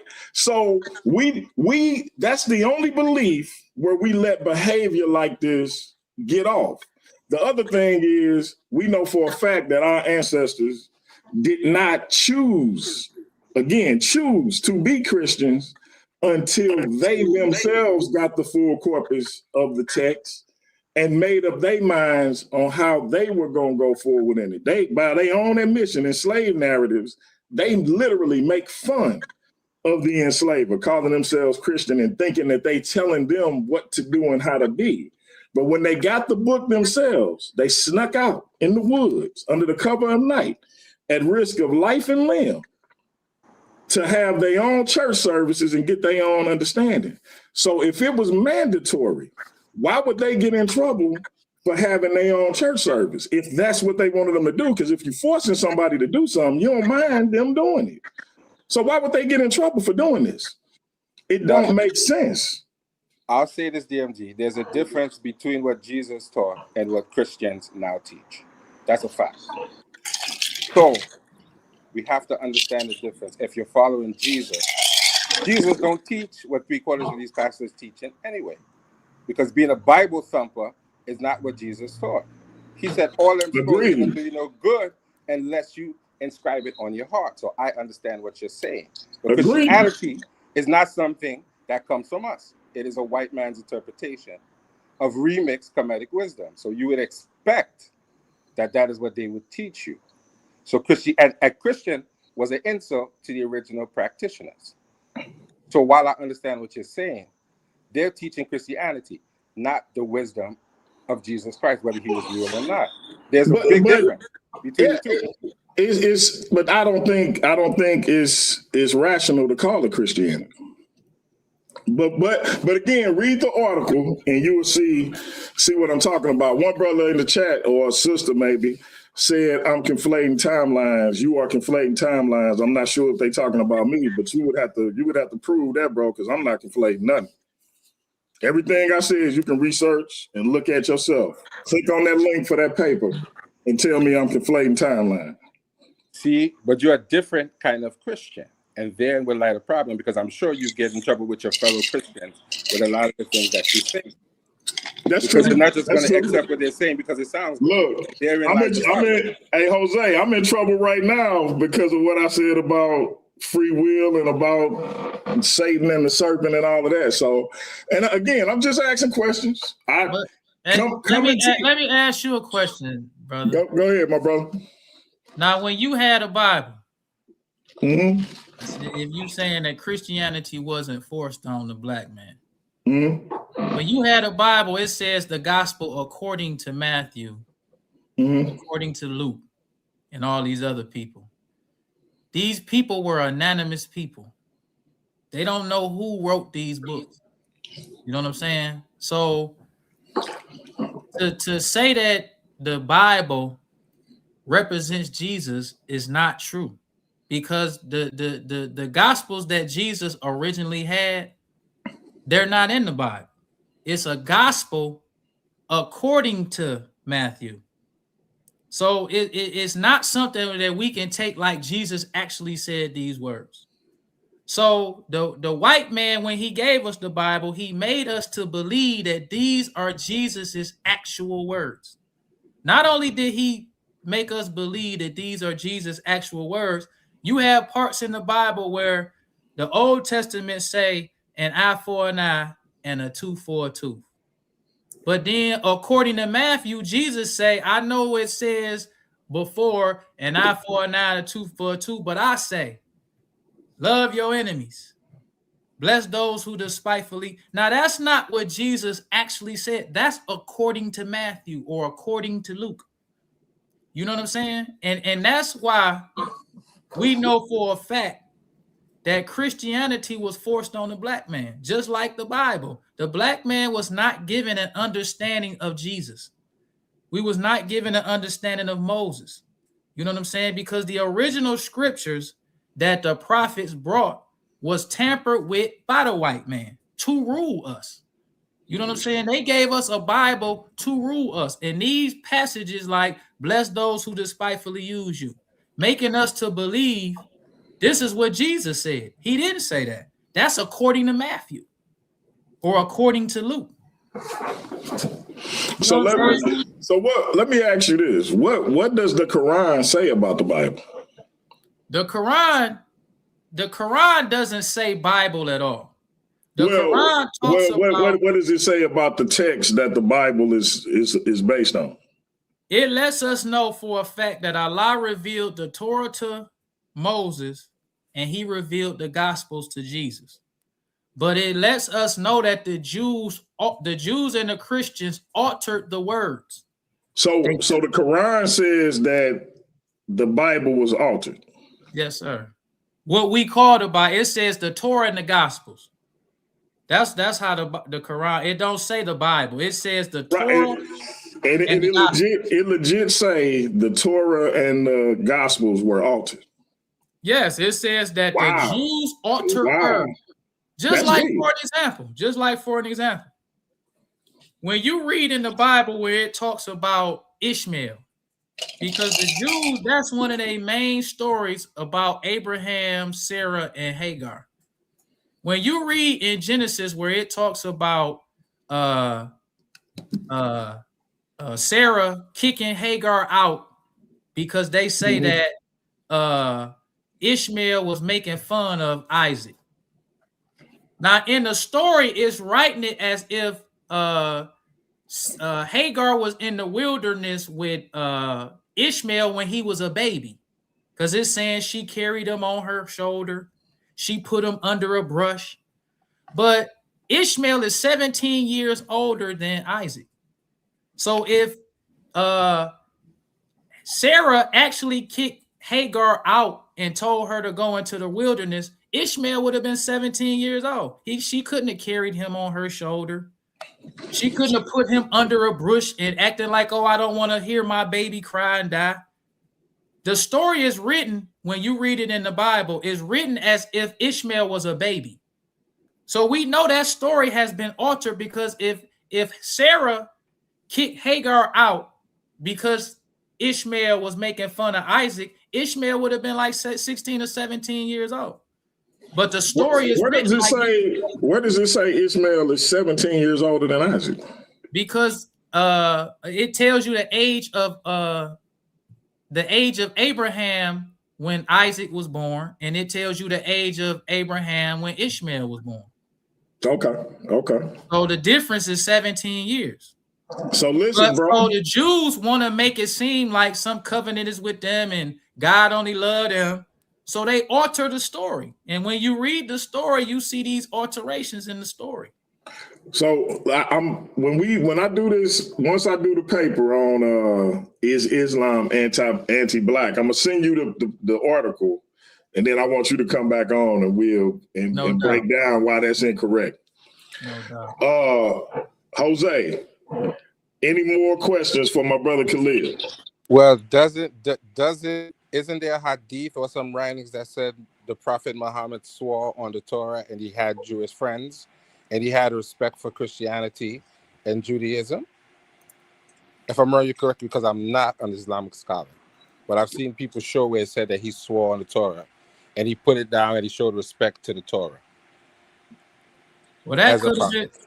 I don't know. The hadith is not the Quran. The Quran is what Allah revealed to Prophet Muhammad. The hadith is just like the gospel according to Matthew. You know what I'm saying? It's like some hadiths they accept, some they don't. You know what I'm saying? We can't say that the hadith was revealed to Muhammad by Allah. So that's, you take that just like you take the gospel according to Luke. So it could have been true that Prophet Muhammad, if it was the original Torah, because the original Torah that Allah revealed to Moses is all right. The original gospel that Allah revealed to, it's the stuff that's been tampered with. You know what I'm saying? That's what when the problem come in. It's not the Torah in and of itself, the original Torah. It's the altered Torahs that's Genesis, Leviticus, Deuteronomy. That's what's been altered. So if Prophet Muhammad gave respect to the Torah, it wasn't Genesis. Genesis is not the Torah. Leviticus is not the Torah. That's what the Jews altered, because the Honorable Elijah Muhammad taught us that when Allah revealed the Torah to Moses, it was one book. It wasn't Genesis. It wasn't Exodus. It wasn't Leviticus. It was one book. When Allah revealed the Gospels to Jesus, it was one book. It wasn't the Gospel according to Matthew, the Gospel according to Luke. So when the Quran talks about the Gospel, it's not talking about the Gospel according to Matthew, Mark, Luke, and John. It's talking about the original Gospels that Allah revealed to Jesus. So let me ask you this, That's bro. fair enough. That's fair enough. I could understand that they show that there's some alterations and things might not be what they were initially. So I could accept that. This would be my last question. I'm gonna put the link back in the chat. We're gonna give people one more chance to come up. This will be my last question though. What do you say to the fact that the Bible predates the Quran by, 300 years, 600 years, something like that? So with that being said, if the Bible or the Torah and the Gospels predate the Quran, why do Muslims say the Quran is the original teaching versus the one that came out first? Because the same thing that people say today, that the Quran came 600 years after the Bible or the gospel. They said the same thing to Jesus. When Jesus came with the gospel among the Jews, the Torah had been out for 2,000 years. The Jews had the Torah for the laws of Moses they had for 2,000 years. So when Jesus came with the gospel, They was like, we already got the Torah. Like, why we want to listen to you? You know what I'm saying? You bringing something new.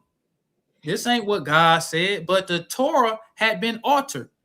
So Jesus coming with the recent present revelation from Allah, trying to put the Jews back on track. The Jews didn't accept it. So then after the Jews reject Jesus, they reject the gospel. They kill Jesus. Now the gospel been altered. Now they tell us, well, the Quran come out 600 years after the gospel. It's like they continue to say that. They say that to all the prophets. Every prophet, when he came with his scripture or when he came with his message from God, everybody act like we already got something from God. We don't need to listen to you. That happened to all the prophets, and it happened to Prophet Muhammad. But the Holy Quran verifies the Torah and the gospel the same way the gospel verified the Torah when Jesus was on the scene. It's the same. It don't matter, because all of the prophets come one after another, because you reveal the message to the people reject it. Allah sent another prophet. He sent another prophet, they reject him, he sent another prophet. That's how it goes. So the revelations come one after another, and the Quran is the final revelation. Okay. Jose, anything else from you? Because it don't look like anybody else hitting the link. Now, Brother Shabazz, that's a fair religious argument, but not a fair scholastic and historical argument. So there's two different arguments that people would make. A believer would put his religious book before history, but you have to put the history in context, because sometimes it helps you accept and reject these things based on the motivations of the man behind it. Some people purely came to give knowledge. Some people purely came with a sword to spread their religiousness to other people. And that's how I see Christianity and Islam. They're not historical books. They're allegorical books that you can learn from. So I can accept Jesus' teachings and as being allegorical, and him being a not purely historical character. But I'm not a believer, so I wouldn't agree on the belief side. But once you have the courage of your convictions, I have to respect that. You're not a hypocrite. You don't do one thing and then say something else. So I have to respect that. But history has its perspective, and it should be considered in these arguments, at least from my perspective and those who don't believe. You have to understand the history and the motivation of the man, because men are men, and men do things because men want to do things. Even in Kemet, men did things because they had the power to do things. It doesn't always make them right, but that's just how it works. Rulers have the power to rule, absolutely, and sometimes they do things that's crazy, and you have to accept that. So this is my question for you. Let me ask you a question. So if we saying that history, because the Honorable Elijah Muhammad was on history, that's what he taught us. So if we talking about Islam, and we talking about whether or not Islam is the black man, why don't we ever talk about what Islam did for black people? Why do we always, if we being true to the history, why do we always equate Arab with Islam? When you look at the history, when Prophet Muhammad first introduced Islam to the Arabs, they fought him. It was black Muslims who accepted Islam before Arab. They didn't, the Arabs in Mecca didn't accept Islam until like a year before Prophet Muhammad died. Prophet Muhammad had, and we talking about history, Prophet Muhammad had to leave Mecca to go to Medina because the Arabs in Mecca didn't accept Islam. It had already been Muslims, black African Muslims who accepted Islam in Mecca. They had already did the hijrah to Ethiopia twice, and they had an African community practicing Islam in Ethiopia before the Arabs accepted it. So if we talking about history and we being true to the history, why we don't never make it clear that when Prophet Muhammad first introduced Islam to the Arabs, they rejected it. They fought against it. They tortured Africans who accepted Islam. Bilal was an African. He accepted Islam before the Arabs. It was the first martyr of Islam is a black woman. She was an Ethiopian. She accepted Islam. She was being tortured by the Arabs just like Bilal was. It was generals in Prophet Muhammad's army who was Africans. Why don't we talk about that if we being true to the history? But when we talk about Islam talking about the history, we want to start with Arabs. That's not being true to the history, because Arabs accepted Islam last, and Arabs are a minority in Islam. Nigeria is the largest, as far as Muslims are concerned, it's more Muslims in Nigeria than it is in the whole Arab world. That's a fact. Was the Prophet Muhammad an Arab, brother? Yeah, Prophet Muhammad was an Arab. Now that doesn't say whether he's black or white. That doesn't say his skin color, because I think people really don't necessarily know, because there are no depictions of the prophet. So he may have been black, but while all that history sounds great, the Nation of Islam took Islam and did something positive with it. The people in Nigeria are killing Christians and are sexually assaulting women and saying Allah said so. The Pale Arabs are killing people saying Allah said so. You are not doing that, and I understand what you're saying, but it's being used in that way now, and we have to understand that. And there's a historical basis of Islam being perpetrated through violence. The Crusade was about Muslims fighting Christians. That's what it was about. It was a religious war. And that's a historical fact. There was a religious war, and that's how Christianity, Islam spread through religious war and religious fanaticism. Even though you're not a religious fanatic, some of your brothers are religious fanatics. They're very much religious fanatics, and you should speak out against the fanaticism if you're being fair, because you're not a fanatic. You should tell them that is not what it should be used for. It should be used for something more positive. But it's really destroying African culture today.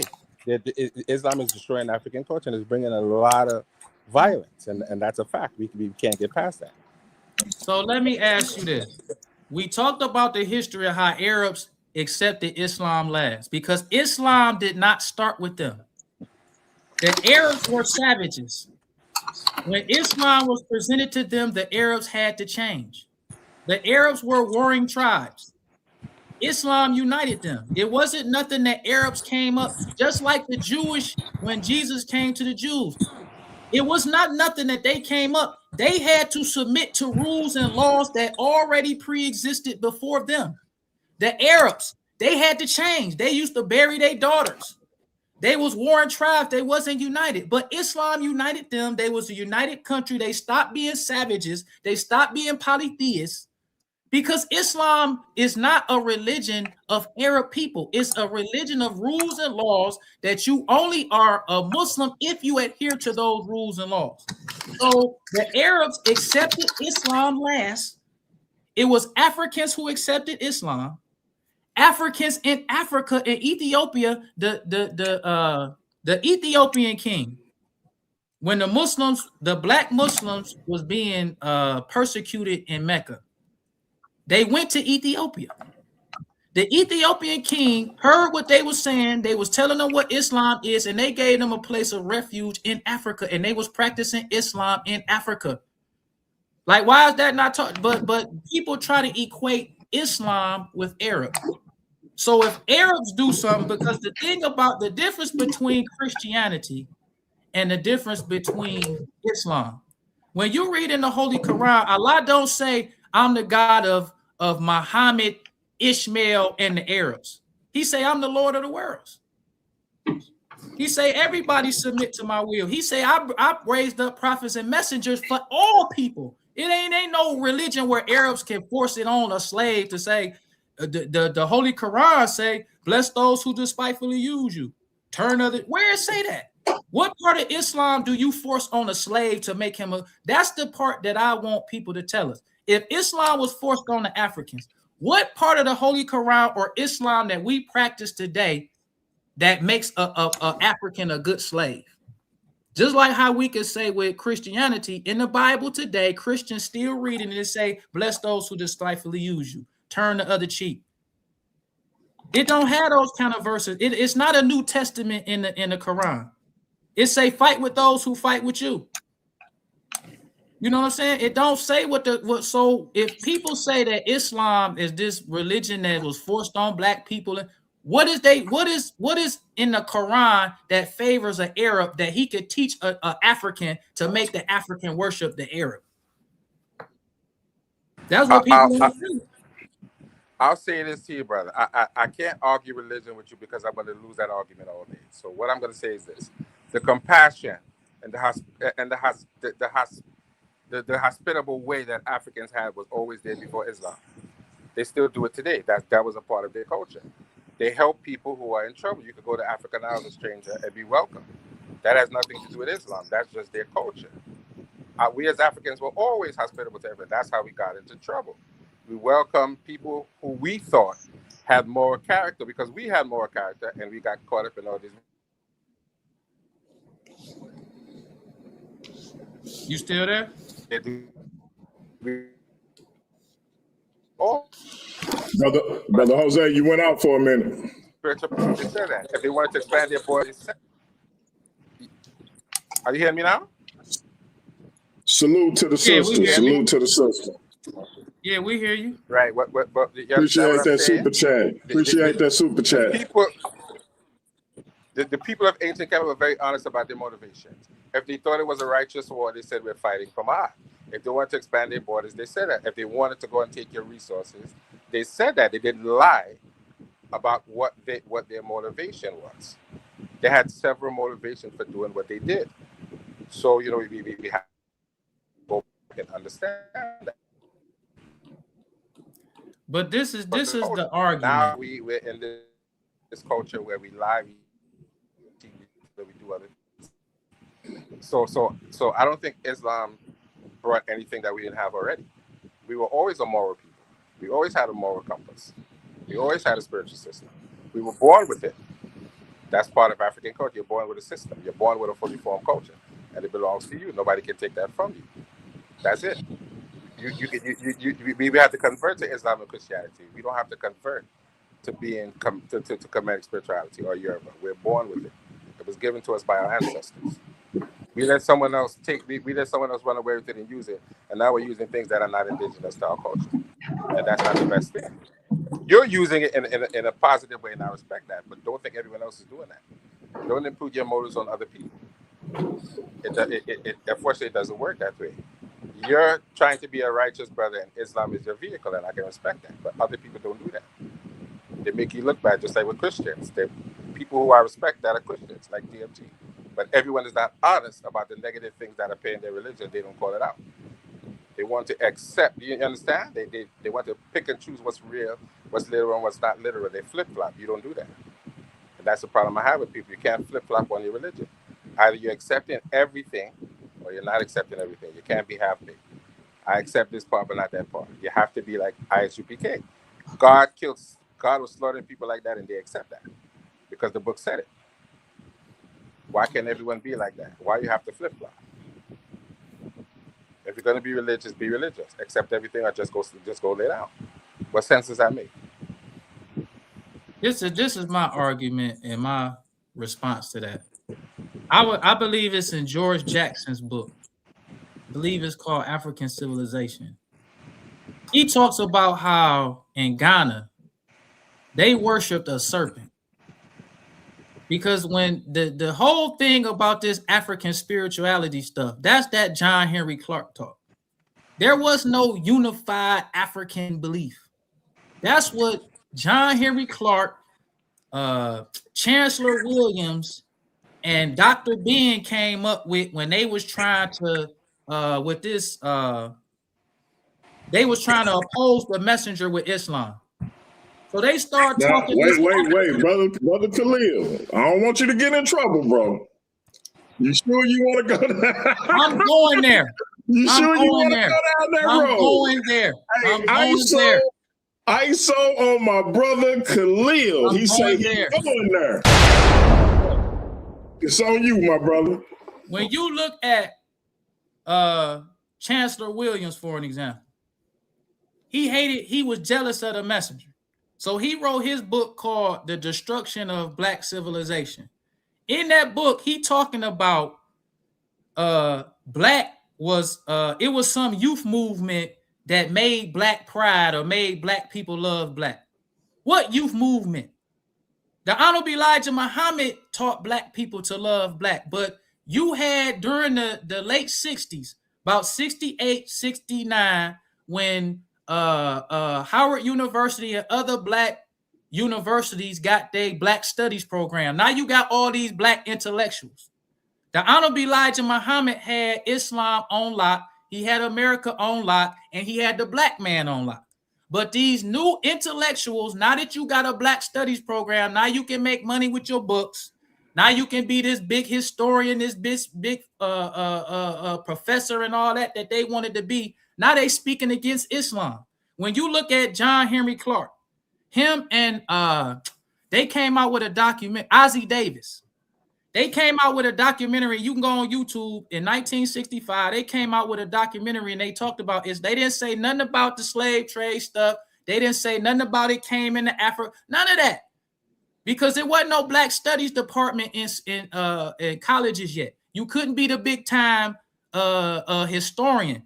Like J.A. Rogers wasn't a big time. When you read what J.A. Rogers said about Islam, it's totally different from what Chancellor Williams say. It's totally different from what Dr. Bean say, because when he was writing history, it wasn't pop. Black people wasn't reading history. He was doing it because he loved history. He would go to these certain places, get the history, and show it to the black man. When he talked about Islam, he praised Islam. But when these new intellectuals come, when these black studies departments pop up in the late 60s, 68, 69, now they talking against Islam because they want to speak against the messenger. But when you look at Islam and what Islam did to the black man, black people had empires in Africa, Muslim empires. It's like when you look at J.A. Rogers, would not only would he give you the history of Islam, he'll give you them old documents like that's still written in Arabic. He never talked about Islam like how Chancellor Williams and Dr. Ben them talked about Islam. He praised Islam for black people. But hey, my brother Khalil. Yes, sir. I want you to finish your thought. Hey, Jose, run the panel for me. We got a brother up here. I don't want to mess up the brother name, but I do believe he is Israelite, and he may give you what you're looking for in terms of a debate as well. I'm familiar with the brother. I just don't know the correct pronunciation of your name, bro. So I won't butcher it. But my brother Jose gonna give you a chance to introduce yourself once Khalil get done. I gotta go pay a water bill, but I'll be back shortly.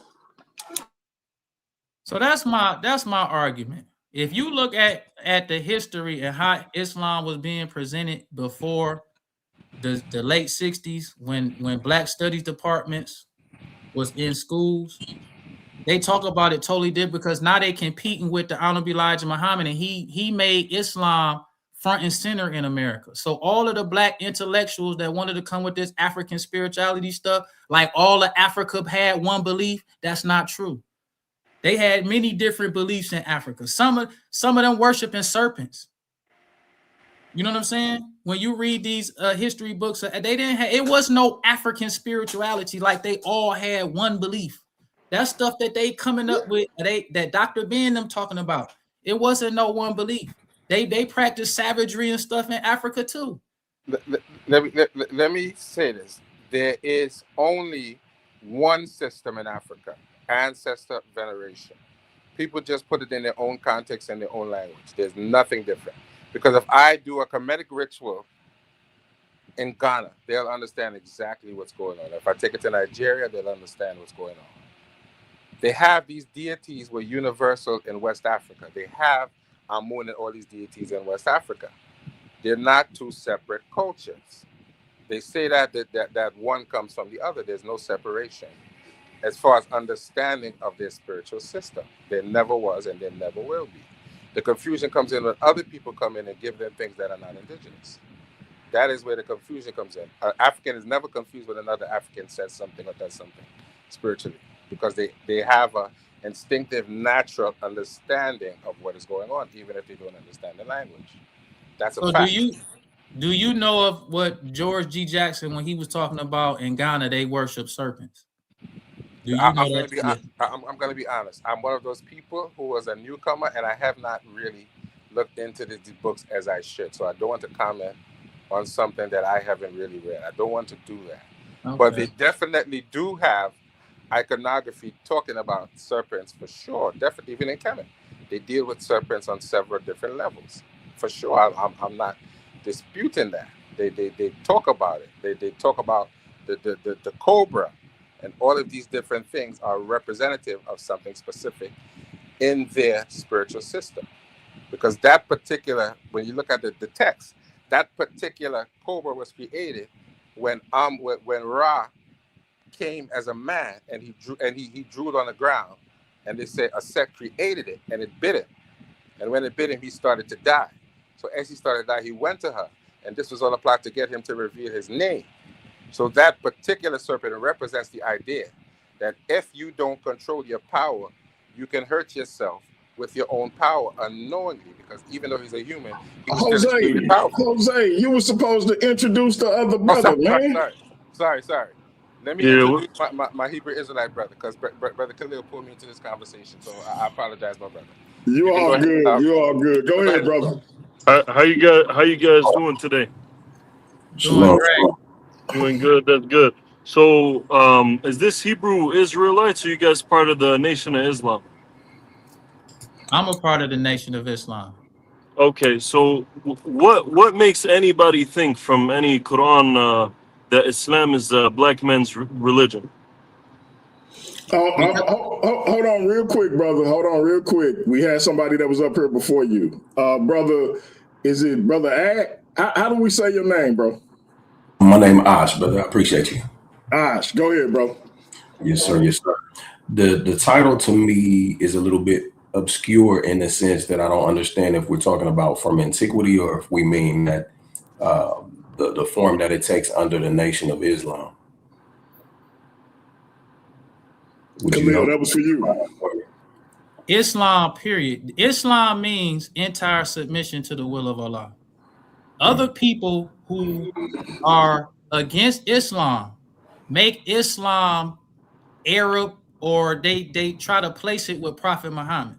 But when you go by the definition, just like if I'm saying I'm a vegetarian, that means I don't eat meat. I can't eat meat and say I'm a vegetarian.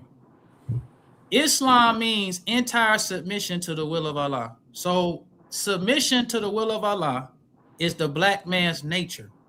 And that's from the beginning, from the creation of the black man, he's been submitting to the will of Allah. So, okay, first is that Islam is not the Arab man's religion, nor the black man's religion, nor the white man's religion. Do you believe in any hadith, or you reject all hadith? My brother, I promise you, I'm going to get back to you. I just want the brother who posed the question to respond, and then I'm coming to you. You got my word. So I can both agree and disagree. I understand the definition of Islam being in submission to Allah, but then I would have to take Islam and I would have to frame it as Allah worship. And I don't see Allah worship become a national religion or anything like that until a little bit later. What we'd have to look at is the Semitic languages, Proto-Semitic Hebrew, all that, Canaanitic, and you can see Allah, but before you have Allah, you have El being proclaimed and pronounced. And then you have El becoming more and more obscure as, say, for example, Yahweh, the cult of Yahweh, Yahwistic practices becoming more and more prevalent. I say that to say this, all of these start off as black religions. So how do we make Islam a religion if it's so obscure and anybody can attribute the practices they do towards Allah, if we're just looking at Allah on a linguistic basis, which I would imagine you believe means power? So, well, I want to say the brother. Okay, go ahead, brother. It's on you. Yeah, the brother made a claim about the meaning of Islam and the black man in his nature, that he submits to God. That where is this in the Quran? This is what we believe. We don't believe in other we look at the Quran, what Allah revealed. Where is it in there? Chapter 30, verse 30. Chapter 30, in verse 30. Islam, they call it fitra. Okay, I'm going to pull it up. Chapter 30. Verse 30. Verse 30. And you believe the Quran was revealed in Arabic? Yes, sir. If I may ask, would we be able to have Khalil respond to what I asked him before? Oh, go ahead, brother. Yeah, no problem. Oh yeah, my bad. So yeah, back to what you were saying. Allah, in the Quran, it says Allah raises messengers to speak the language of his people so that they would get Allah's messages clear. Allah raised up a messenger for the black man in America to teach us Islam so that we can get the message clear. We not gonna get the message clear by trying to study what Prophet Muhammad did 1400 years ago. We're not gonna get it. We're not gonna get the message of Islam clear by trying to study what happened, what the Arabs did in Africa. So Allah raised up a messenger, the Honorable Elijah Muhammad, to teach us Islam. We was robbed of a knowledge of self. That's our condition. Whatever was going on in Africa was happening with them. Whatever was going on in Arabia was that, but our condition, we was robbed of a knowledge of self. So when the Honorable Elijah Muhammad giving us Islam or Allah's message is clear, he completely transformed the black man. Completely. So it's like what, like for this brother, because I can tell whoever this Muslim, this brother, he sound like he an Orthodox Muslim. I'ma just keep it real. That's what he sound like to me. So the thing that we all fail, Elijah Muhammad was to us what Prophet Muhammad was to the people of his time, what Jesus was to the people of his time, what Moses was to the people of his time. But the people during all of those prophets' time, the people rejected them. Everybody got these questions and they be looking back to stuff that happened that ain't got nothing to do with them. But look at what Islam did for you here in America. Look at what the messenger of Allah did to get you or to present us Islam. That's what Islam is. So I'm looking at the verse that you just said. So direct your face towards the religion of truth, the fitrah of Allah upon which he has created mankind. There is no changing the creation of Allah that is the upright religion. But most people do not know. So where does this say any of the claims that you made about only the black man has the fitrah? Because it says it's the nature in which Allah created man. Created means original. Because if you watch my presentation, because I'm pretty sure you're an Orthodox Muslim. Yes. If Orthodox Muslims can show fitra and they can show a white blue-eyed baby talking about all humans have the nature to submit to Allah, that's cool. That's okay to do. Nobody cares. But when the Honorable Elijah Muhammad teach us who is the original man, the original man is the black man. The black man was the first human on earth. That's a fact.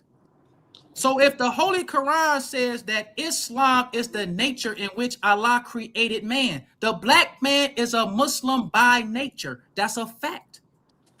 But Orthodox Muslims, instead of them accepting Islam and accepting the facts about the black man, they don't want to do that. But if I talk about fitra and I show a white baby or a white person saying all humans have the natural inclination to submit to righteousness, that's cool. It's cool to praise the white man like he is the example of, look at when white people accept Islam, look at them, they're Muslims. But when you got a black man who accepts Islam, who is an original man, who is the first human, and you say Islam is his nature, if chapter 30 verse 30 says that Islam is the nature in which Allah created man, and we know that the black man is the first man on earth, then we know that the black man is a Muslim by nature. That's a fact. So if we read the actual text, it says the fitrah of Allah upon which he had created. The fitrah is the natural disposition. He says he has created mankind. The fitrah of Allah which he has created mankind, meaning everyone. So where are you reading that doesn't mean mankind, and it only means the the black people. So if it's saying he created, that means original.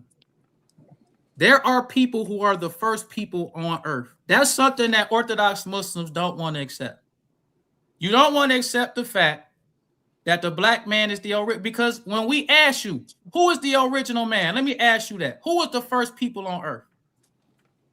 The first person on earth was Adam. No, Whether no, he's sir. black, white, Chinese. Okay, brother, do you believe in the Quran?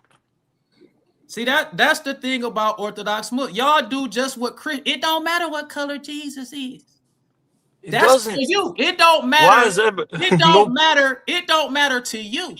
But when we talking about facts, the first person on earth was a black man. You don't want to accept that.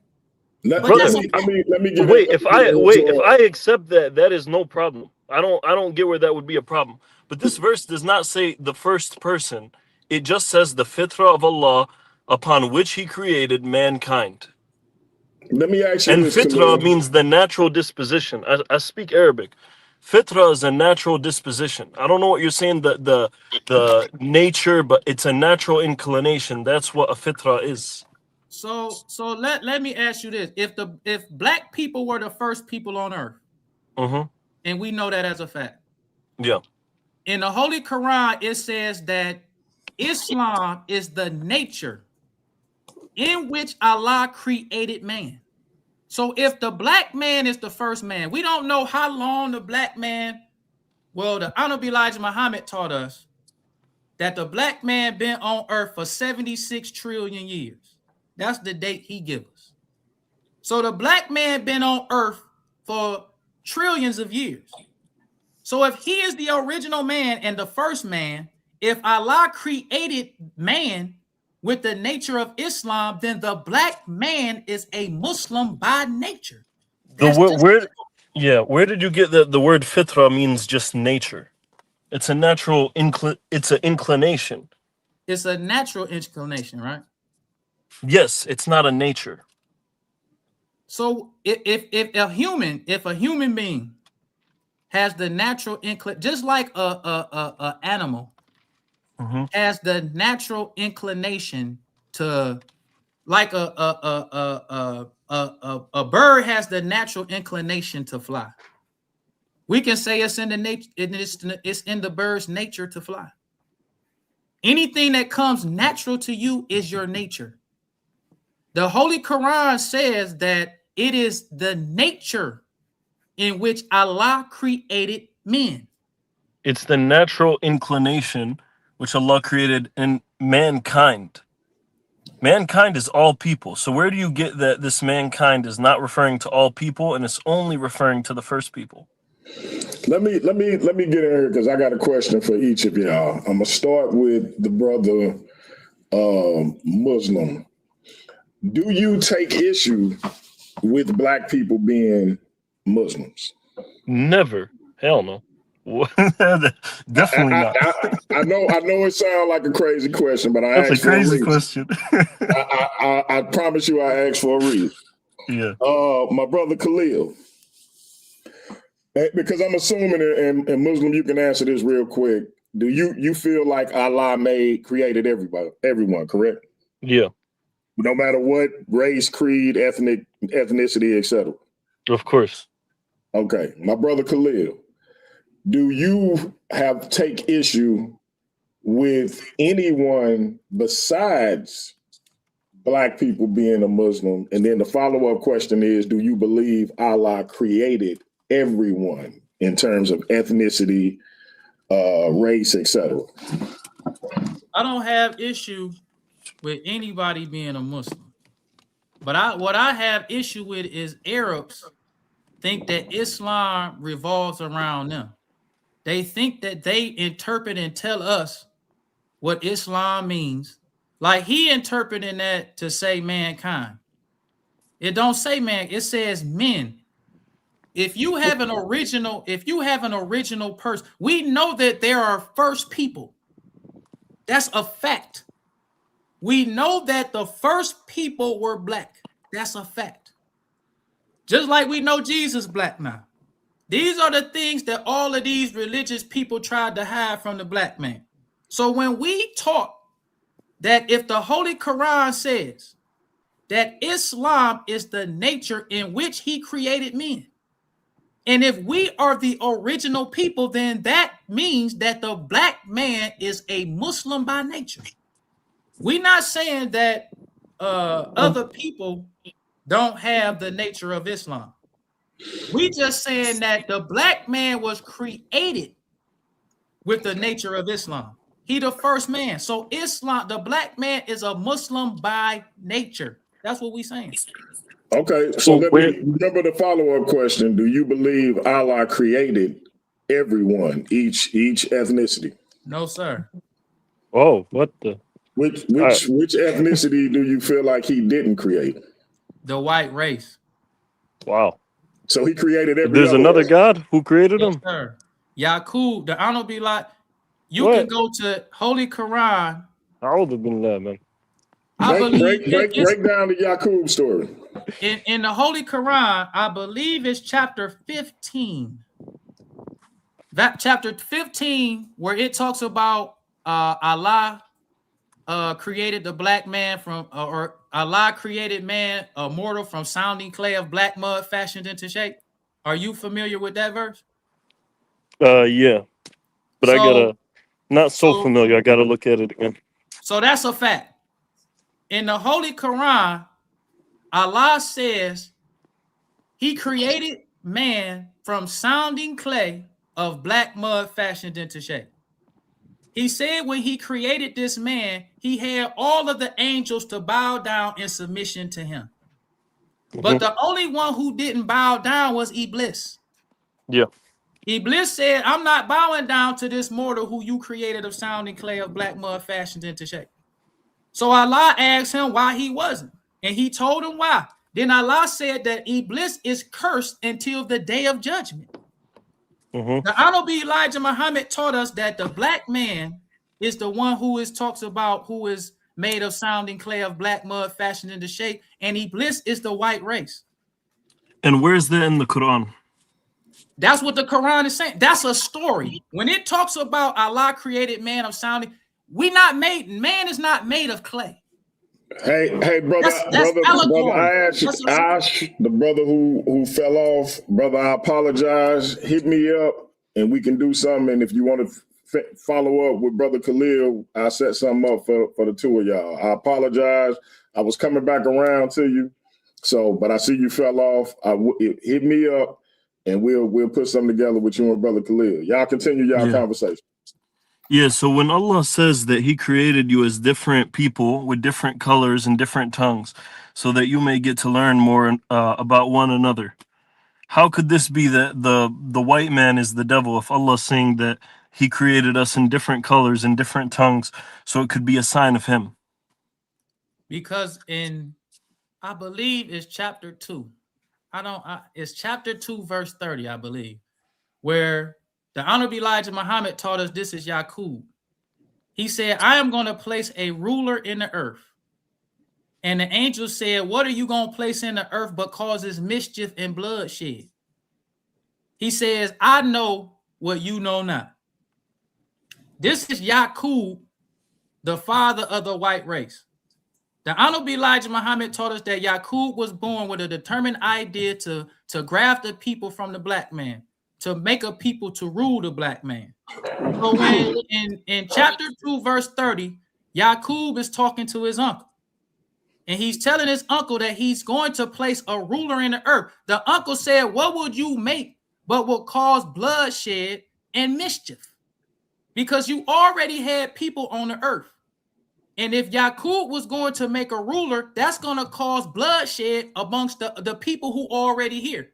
Where does it say you already had people on the earth? Because he's talking to another person. He's talking to an angel.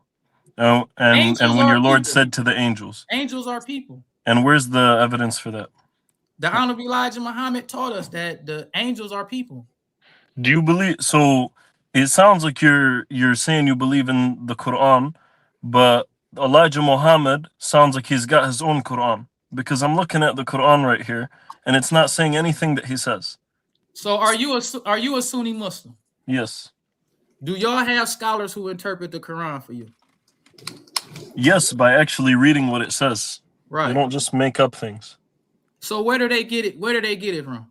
When they tell you, because you have different scholars that say certain things is haram, certain scholars that say it's not.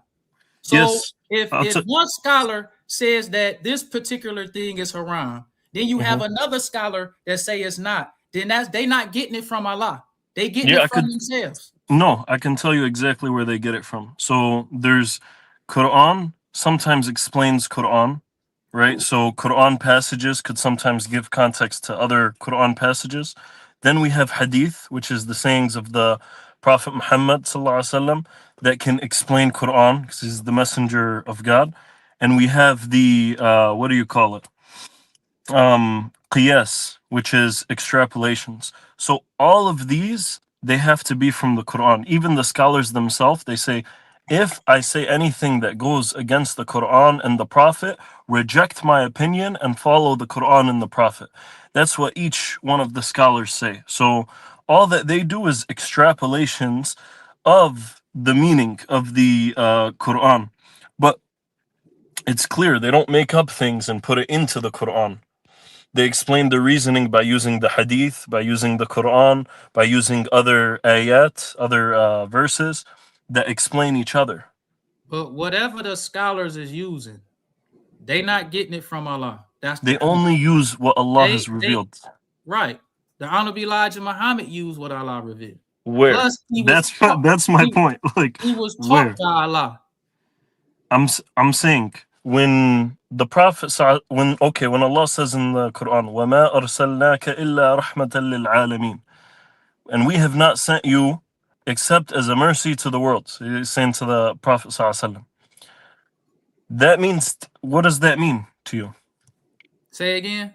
وَمَا أَرْسَلْنَاكَ إِلَّا رَحْمَةً لِلْعَالَمِينَ. He's talking to the Prophet Muhammad, right? We have not sent you except as a mercy to the worlds, right? So what does that mean to you? Because he says to the worlds, he doesn't say to the worlds except for the white man. The thing that you missing is in chapter 15. Allah told Iblis, you are cursed until the day of resurrection. Yeah. In chapter 2, verse 30, Yaqub, when he says, I'm going to place a ruler in the earth, this ruler is going to cause mischief and bloodshed. That's what the ruler is going to do. And that's the thing about Orthodox Muslims that I'm going to say. Orthodox Muslims, hold on, let me finish. Go ahead, brother.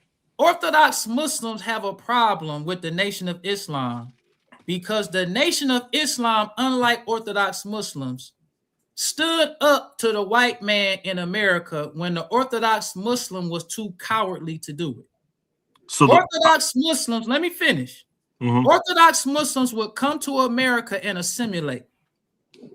Orthodox Muslims would come to America and change their name from Muhammad to Mo, or take on some other European sounding name because they felt like it would be easier for them to assimilate by changing their name. Then you had the Honorable Elijah Muhammad, who was a descendant of slaves, who changed his name from Elijah Poole to Elijah Muhammad, teaching Islam open, freely, and bold, teaching that the white race is a race of devil, teaching that they the shaitan, they the jinn, teaching that they are the people who the Holy Quran and allegorical when it's talking about shaitan and jinn. That's allegory. But the allegory that the Holy Quran is talking about, they are the people. That's what the Orthodox Muslims is jealous of the nation. We the ones who put Islam on the map in the Western Hemisphere, not the Orthodox Muslim.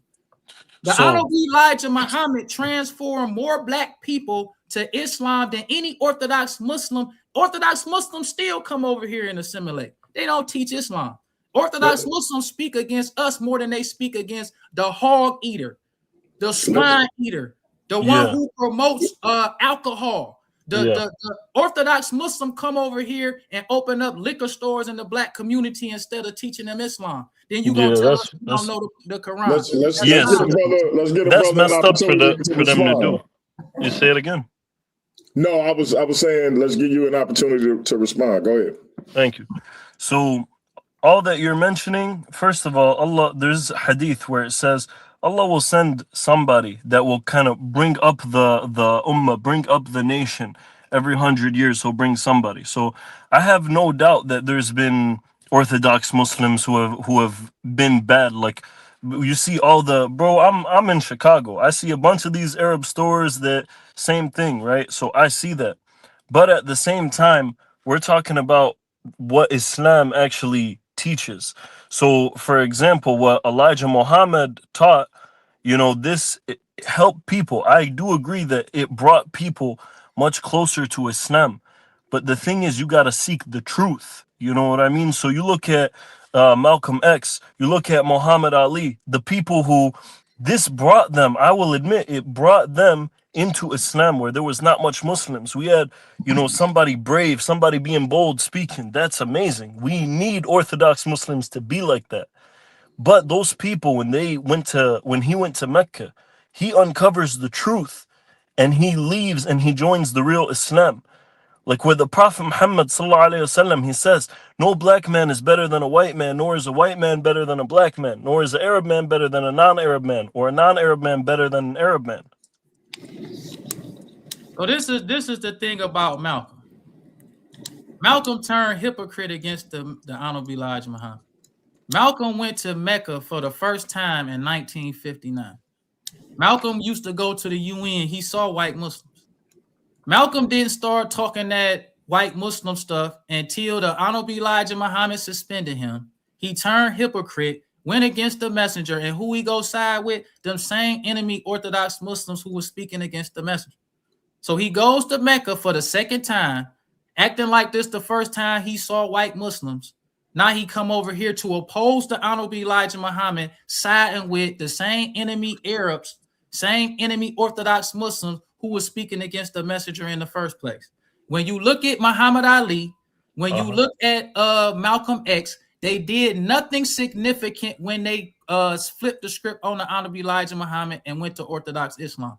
Every Muslim who black, who go to Orthodox Muslim becomes another type of a slave to the Honorable Elijah.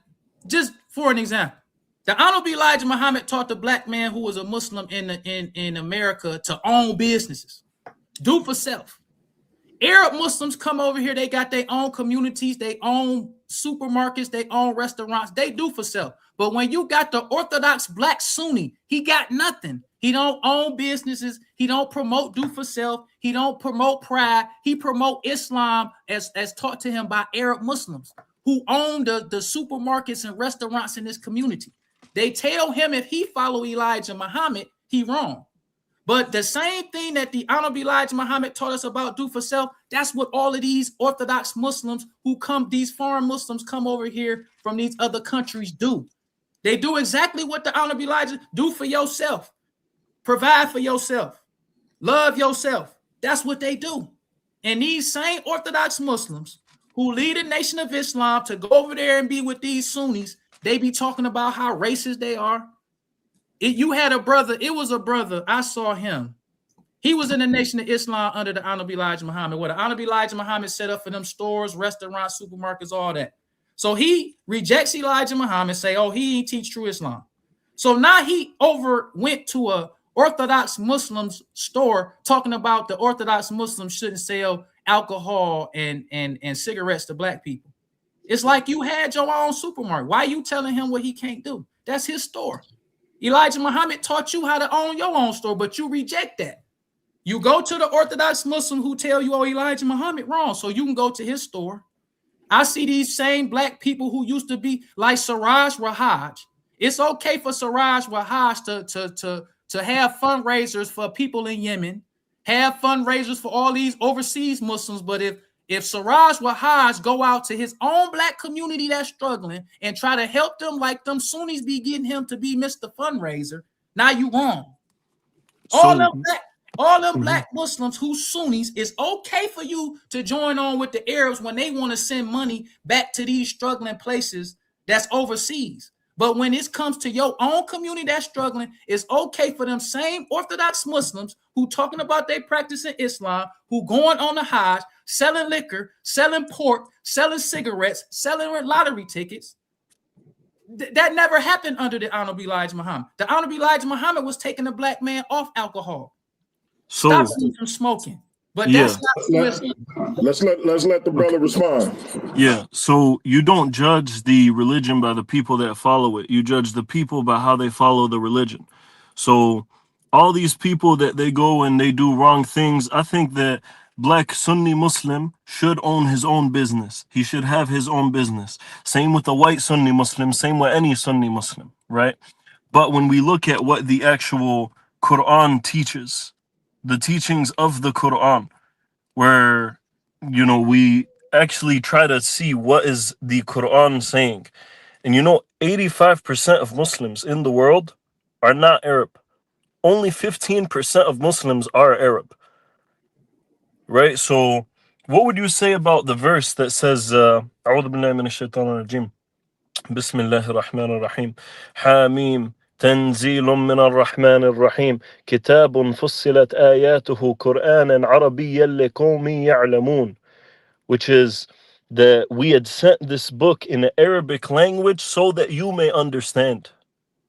And we have the scholars, the Prophet himself and the people who lived around him, who spoke the language, who seen him get the revelation from Allah.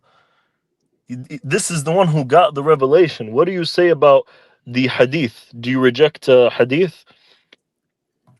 The Honorable Elijah Muhammad, he never taught us.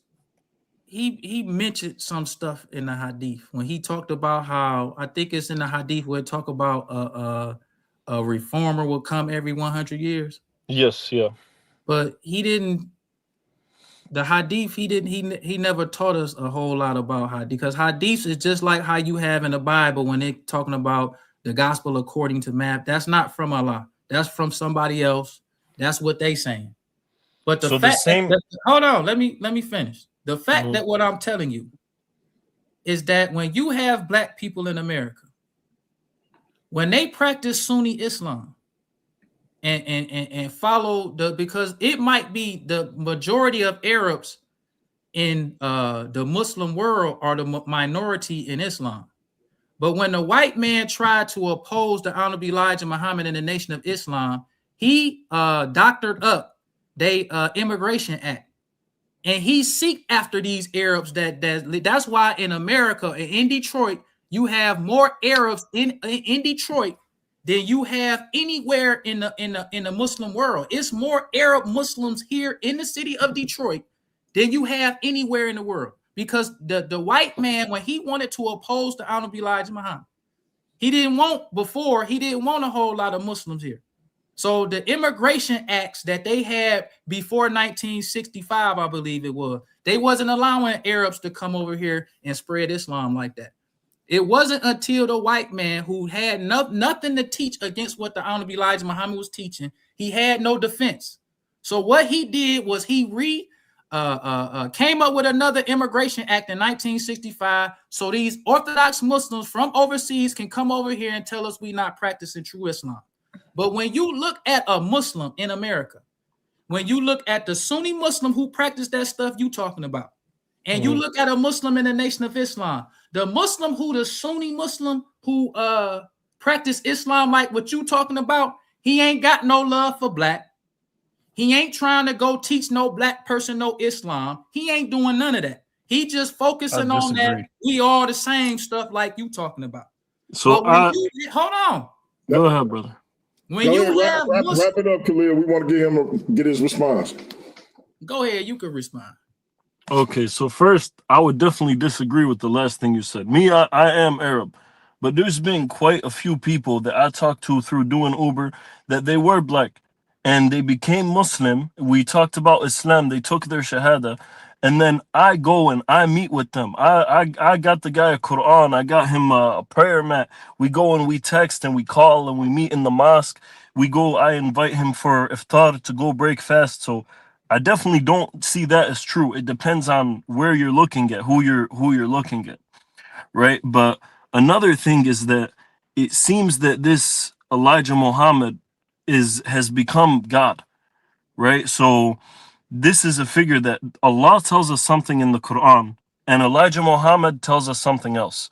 The tafsir is only saying what we could see in the text.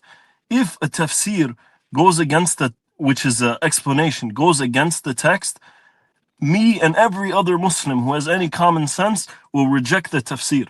If it goes against the reading of the text, if it is not in line with it or in line with the sayings of the Prophet, and by the way, the hadith, the chains that we have, they go all the way back to the Prophet. The same way we have the hadith is the way that we have the Quran. The same people who transmitted the Quran to us are the same people who transmitted the hadith. So if we reject hadith, we have to reject Quran because they're transmitted from the same people. You know what I mean? So we look at the hadith. If any reading of there goes against it, any tafsir on the ayah goes against the reading, I reject it. I reject all of them that would do that. So when we see somebody come in and they explain these verses with completely random things that the verse does not say, that this is making that man Allah. And even I want to ask this question before, when you have your chance to speak. Do you believe that Muhammad Fuad Wallace was Allah in human form? And do you believe that Elijah Muhammad was a messenger after the Prophet Muhammad sallallahu alaihi wasallam? Yes, sir. We believe that Master Farad Muhammad is God in person, and we believe that the Honorable Elijah Muhammad is his messenger. Now, the thing that Orthodox like what you saying, the Quran says that Allah raises up messengers to speak the language of his people, so that he would get Allah's messages clear. So an Arab cannot come to a black man and tell him what the Quran says. Because when Allah wants that people to understand the Quran or understand Islam, he raises a messenger for them.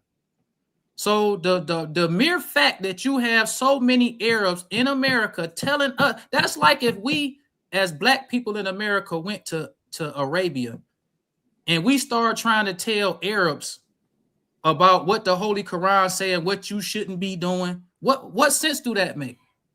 But it's okay for an Arab, a foreign Arab, to leave wherever he lived, to come to America to tell black people who've been living in America for 400 years. No Arab Muslim cared when the black man was enslaved and the white man was forcing hog on us. Nobody cared. Only time that these Arab Muslims pretend to care is when the Honorable Elijah Muhammad clean us up. He make us Muslims. Now we have businesses. We have success. And instead of these Arab Muslims coming over here speaking against what the white man did to the black, because when you had a civil rights movement, where the Arab Muslims who telling the white man he shouldn't be lynching black people? Where the Arab Muslim that's telling the white man he shouldn't serve us hog, he shouldn't have took our name? Y'all don't do none of that. Y'all come over here from y'all countries, then y'all side with the same white man who used to rape white black women and hang black men from trees. Y'all side with them and act like they the Muslims.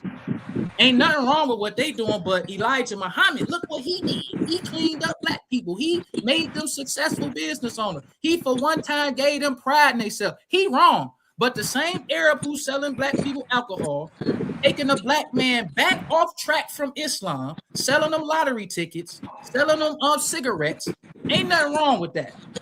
But Elijah Muhammad is the one who wrong. That don't make sense. What you're saying there is making a lot of huge generalizations. First is that you don't judge the religion by the people who follow it. You judge the people by how they follow the religion. So if there's people that are not up and they're not speaking against that, then that's something wrong with the people, but it's nothing to do with the religion. And I Right, never so said there's something wrong with the religion. I'm talking Yeah. about people. These So- people are the ones who Listen. Let the brother respond uninterrupted, and then he gonna let you respond uninterrupted. Can I jump in Yeah. after, So what I'm DMG? speaking about is the teachings of the Prophet Muhammad sallallahu alaihi wasallam. This is the one that the Quran was revealed to. When he says, it says in the Quran, the Prophet sallallahu alaihi wasallam is Khatab al-Nabiyyin, the seal of the prophets, the last prophet. Right? How could we say that there could ever be a prophet after that? And also, how could we say Allah came into a human form and was this man walking around on earth? This is making us the Christians. This is that Allah coming into human form and walking around on earth. We become the Christians like this. So I really pose those two questions. The Quran says the Prophet ﷺ is the last and final messenger. And where in the Quran does it say that Allah came into human form? Or again, is this Elijah Muhammad saying what he thinks is Allah's message? So, for one, it doesn't say that Prophet Muhammad is the seal of the messengers or the final messenger. It says he's the seal of the prophets. It says that in the Holy Quran, it says that Allah sends messengers to all of the people. It don't say he stopped sending messengers with Prophet Muhammad. He says Prophet Muhammad is the seal of the prophets. But he says that he sends messengers to all of the people. So the black man in America was in a condition similar to the condition of the Arab. Allah sent us a messenger just like he sent you Prophet Muhammad. Just like when you read in the Holy Quran and Bible, Allah sent Moses to the children of Israel. Allah sent Jesus. And Allah sent the Honorable Elijah Muhammad. You know what I'm saying? And just like how Prophet Muhammad was rejected, Jesus was rejected, Moses was rejected, Noah was rejected. You reject the Honorable Elijah Muhammad, and we cool with that.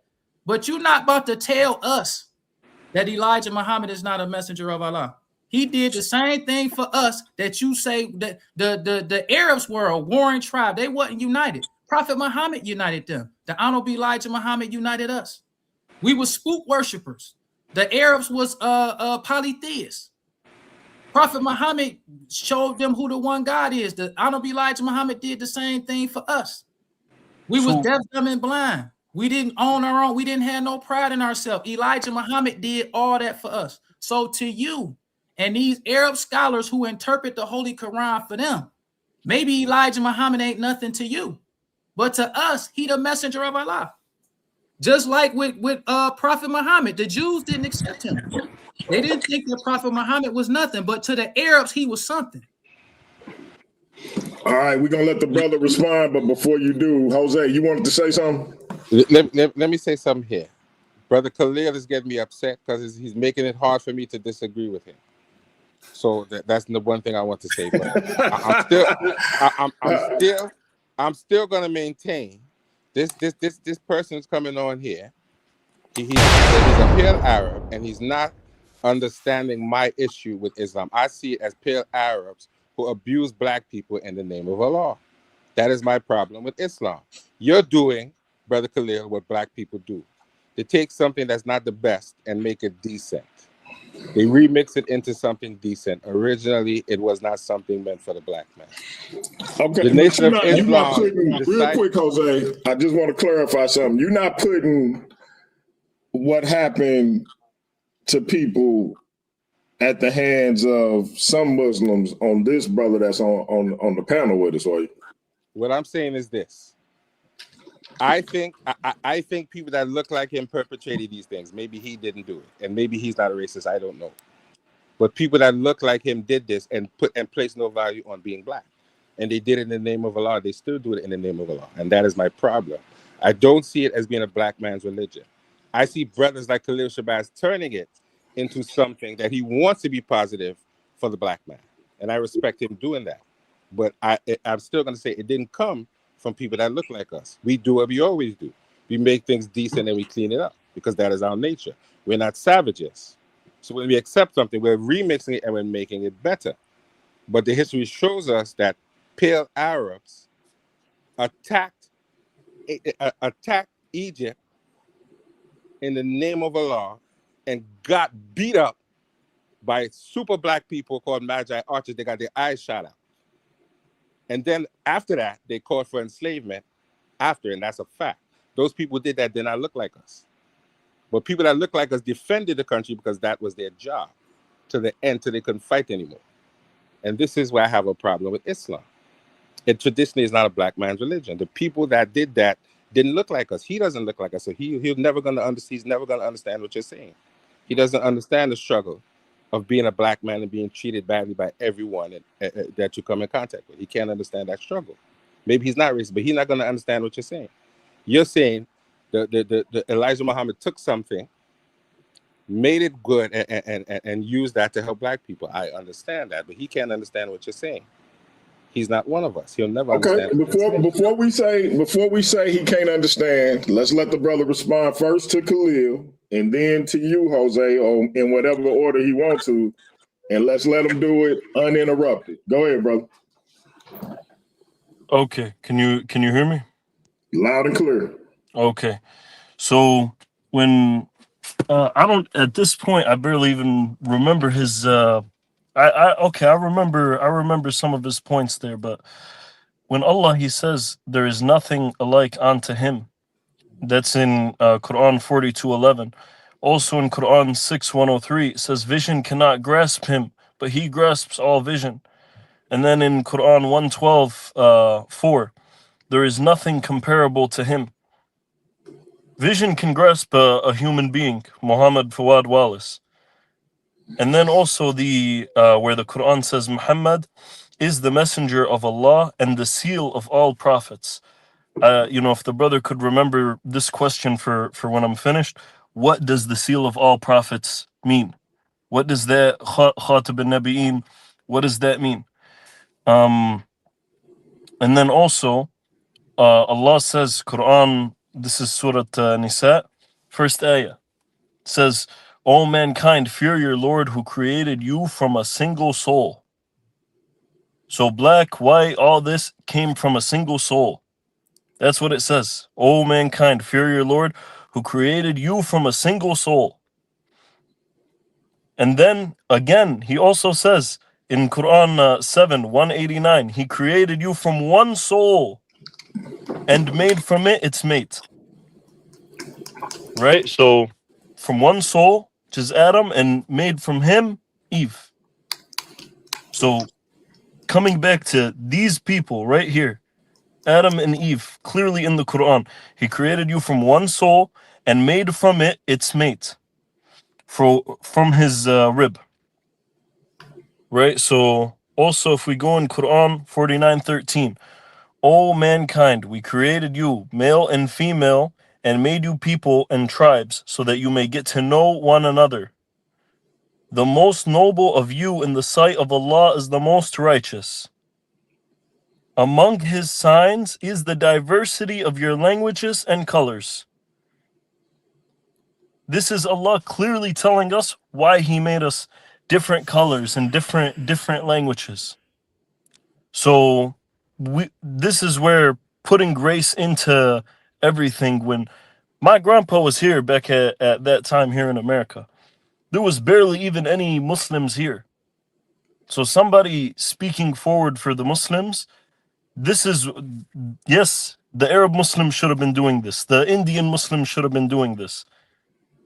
None of that makes Elijah Muhammad God and able to reinterpret all these verses. All of our scholars only go off what the verse says. And then they could only go from other verses to try to understand. It's all from Allah. But where do we get the understanding? "O mankind, we created you from male and female and made you people and tribes that you may get to know one another. The most noble of you in the sight of Allah is the most righteous." Where can we look at that text? If any scholar looked at that text, I don't care how Arab he is, and he says this means the most noble of the black of you, and that we created you as a sign to get to know about one another, is just not including the white people. Bro, I would laugh at this scholar, this so-called scholar who's speaking to me. So, yeah, I would like to, hopefully see if you could address these verses that I mentioned. Can I respond? It's on you, Khalil. The Arab Muslims interpret the Holy Quran for their benefit. The Holy Quran says that all of the prophets was Muslims. But when the Arabs interpret, they call before Prophet Muhammad was raised up, they call Arabia pre-Islamic Arabia. Or because they want to start Islam with them. There is no such thing as pre-Islamic nothing, because Allah says that Adam was a Muslim. All the prophets was Muslims. The birds Muslims. Everybody Muslim. But the Orthodox Muslims interpret the Quran for their own benefit.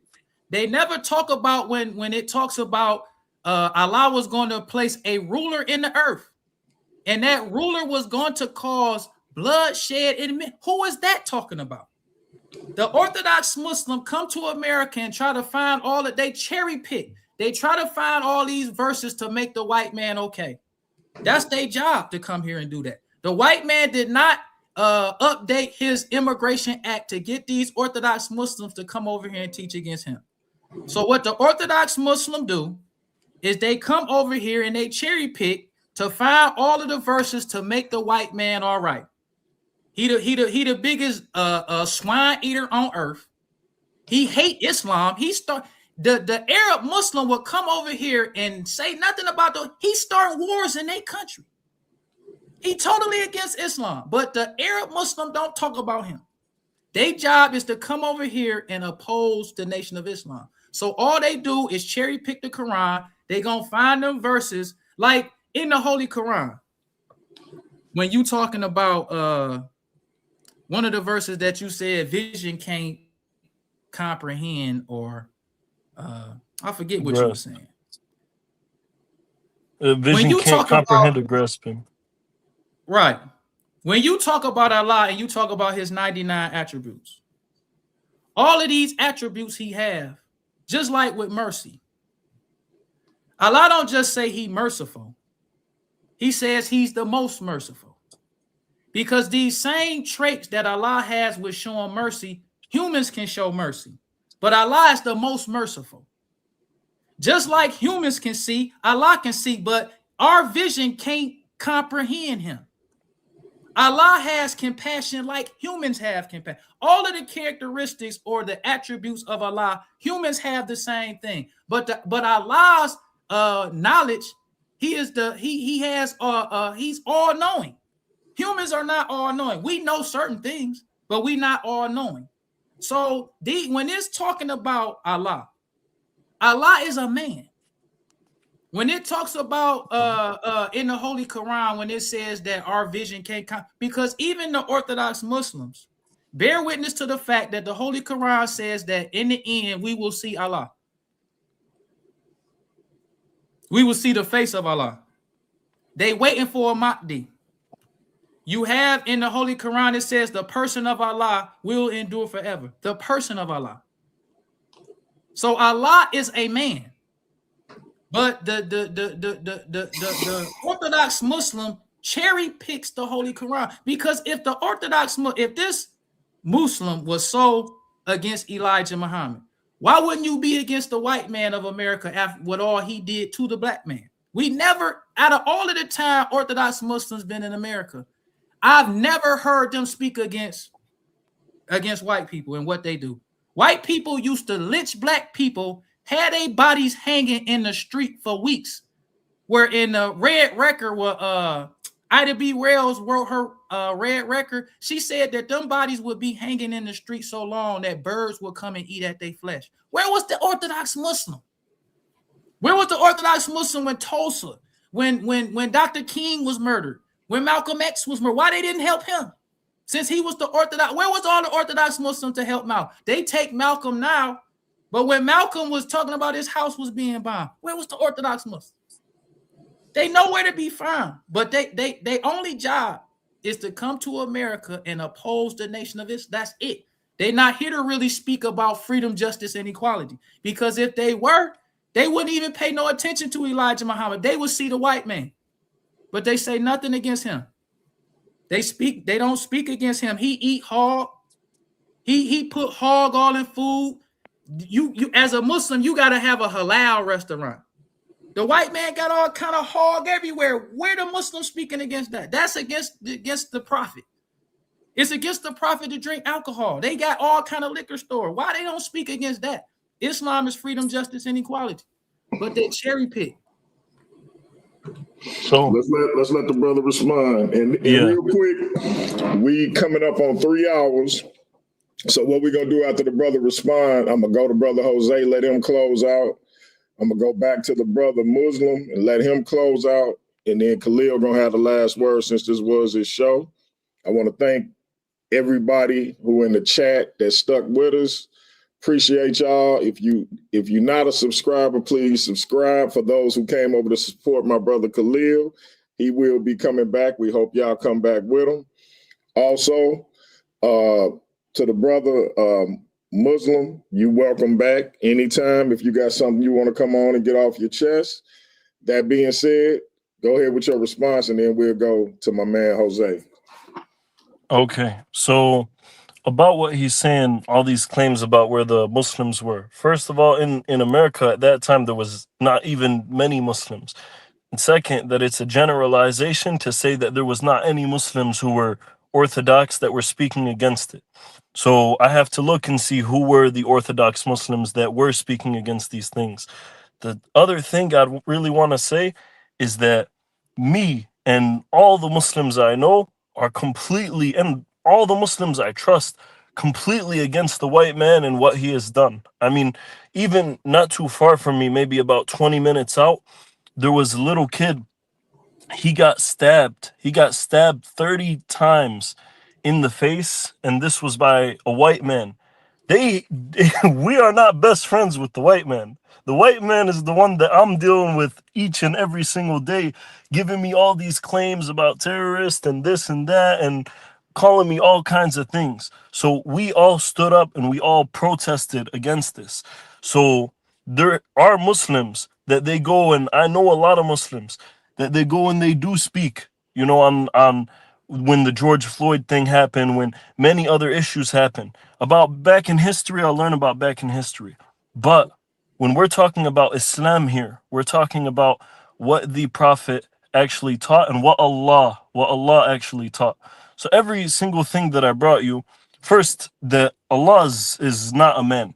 A'udhu billah, right? Allah is not a man. It says in the Quran, 19:35, it is not befitting for Allah to take a son.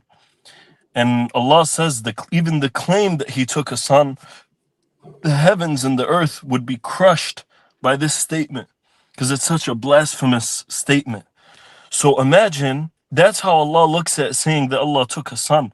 Imagine saying Allah himself is a man, right? Allah is beyond our vision. When we talk about some hadith that they say seeing his face on the day of judgment, first is that not all the scholars even agree that these are authentic hadith. So some people believe that no, we still won't even see him. And then other ones say we won't be in these bodies, these restricted bodies that cannot envision Allah. And also, this is his face, not the full encompassing of him. So we will not have the vision that we have now, our limited vision, right? But every single thing that I brought to you, if you notice, I brought to you from what Allah said about creating us as different colors and different tongues so we can learn more about one another, coming from a single soul. All of these things, they came directly from what Allah said, not even the scholar's interpretation, literally directly just from the text, right? So none of what you told me is from what Allah said. You could not tell me anything that supports your ideology or your view, as in what distinguishes it directly from what Allah said without presupposing Elijah Muhammad. I didn't tell you Ibn Kathir said this, Imam al-Qurtubi said this. I just said the Quran says this. I just said Allah says this. That he and وَمَا أَرْسَلْنَاكَ إِلَّا رَحْمَةً لِلْعَالَمِينَ. We have not sent you except as a mercy upon mankind.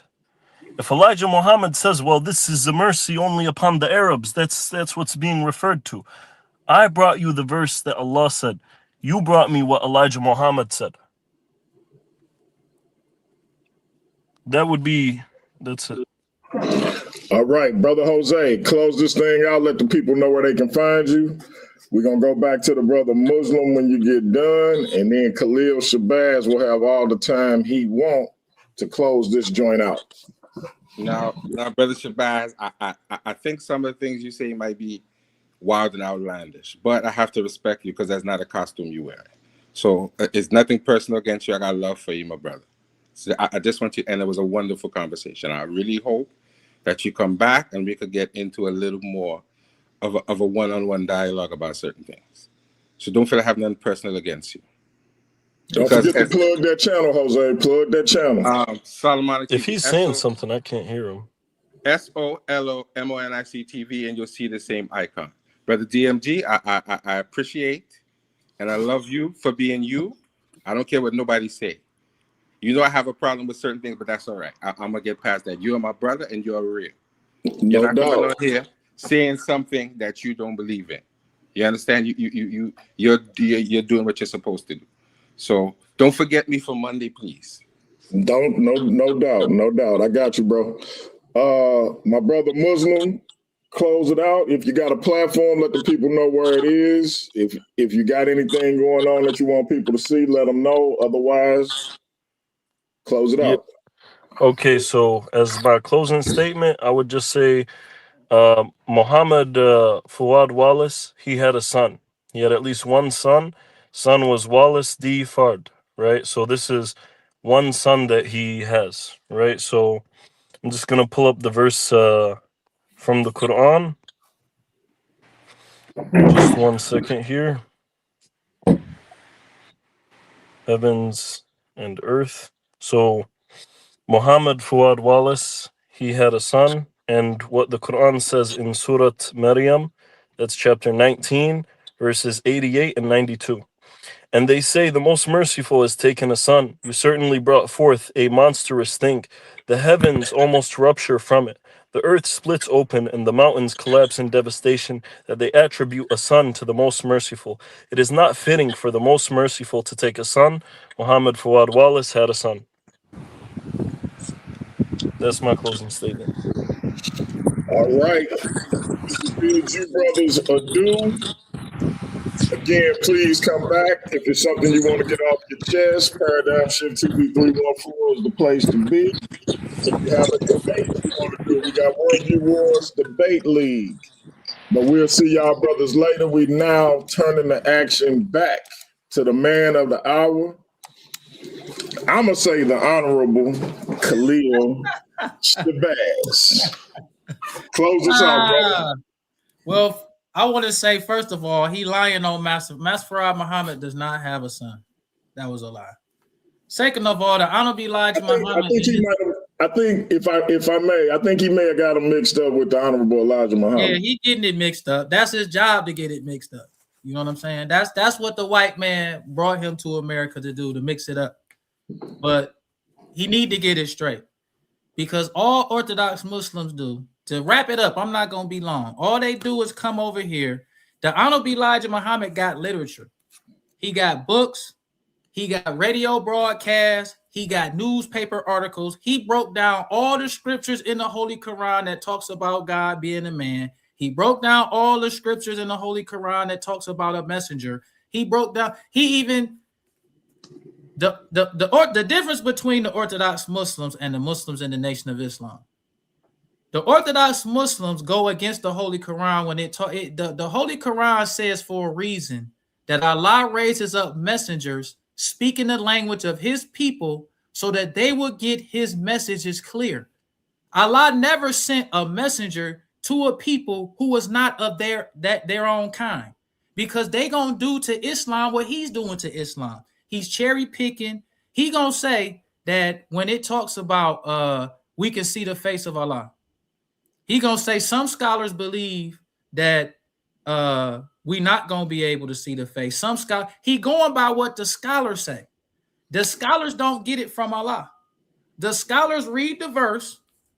They come up with an interpretation because Prophet Muhammad did not give an interpretation of the Quran. He gave it. It took 23 years for the Holy Quran to be revealed. After that, he died. That's why you got so many Sunni scholars. You got Shiite scholars. All the scholars don't agree. Some scholars talk about God is a man. That's not something that's only the nation. It's many Muslim scholars who believe that God is a man. They believe that the description of Allah in the Holy Quran is literal. It talks about his face. It talks about his arm. It talks about his hands. Some scholars believe that's literal. Some scholars don't. So I think my job was, I really enjoyed this. You know what I'm saying? I enjoyed it. And I definitely will be back again. My man, listen, man, this was, I think you even though we didn't get the debate, I think you still got to get a good sparring session in, man. So I definitely enjoyed the conversation. Yes, sir. Very, very much engaging, and I hope the people enjoyed it. And we're gonna be setting some things up for you in the future. I'm gonna be working on some things on my end. And maybe you and Elder Yara can still come to terms on something, but definitely enjoyed that conversation. I think what I'm gonna do is make your conversation with the Muslim brother, a separate video, and I get that sent to you in case you want to throw it up as well. So and then our topic can be, is Allah a man? There it is. There it is. That's what the topic can be. There it is. There it is. So listen, do you have your own YouTube channel, bro? Yes, sir. It's All Elijah Muhammad Speaks.com or Muhammad Speaks Detroit. Muhammad's Temple of Islam Detroit. I'm sorry. Muhammad's Temple of Islam Detroit. Michelle, if you can find that for me, put that link in the chat so the people can subscribe to the brother channel. For those who are not subscribed, go over there, support the brother. You will be seeing him over here more. You can also search for the first presentation he ever did on the channel. As you can see, the brother turns up and he brings the fire. So we will be having him back on. You may even see him on Worldview Wars Debate League having a debate. So appreciate you, bro, man. I definitely enjoyed this, man. Y'all kept me in here for 3 hours. So that's what's up, man. And you brought a nice crowd with you, man. So salute. I hope they subscribe to the channel. Yes, sir. Yes, sir. Thanks for having me, brother. And I'm definitely coming back. Until next time. Until next time, brother. Alaikum salam. All right, family, man. Definitely enjoyed that. Before we get out of here, I gotta play this commercial for tomorrow. Y'all be here 7:15 Central Time, man. Big Hemi defending the Worldview Wars Debate League world title against MVP Chris Harris. Y'all be here for that. Also, subscribe to the brother's channel. Let's support this brother, and we will be having him back ASAP. But tomorrow is going down. Shots fired! Shots fired!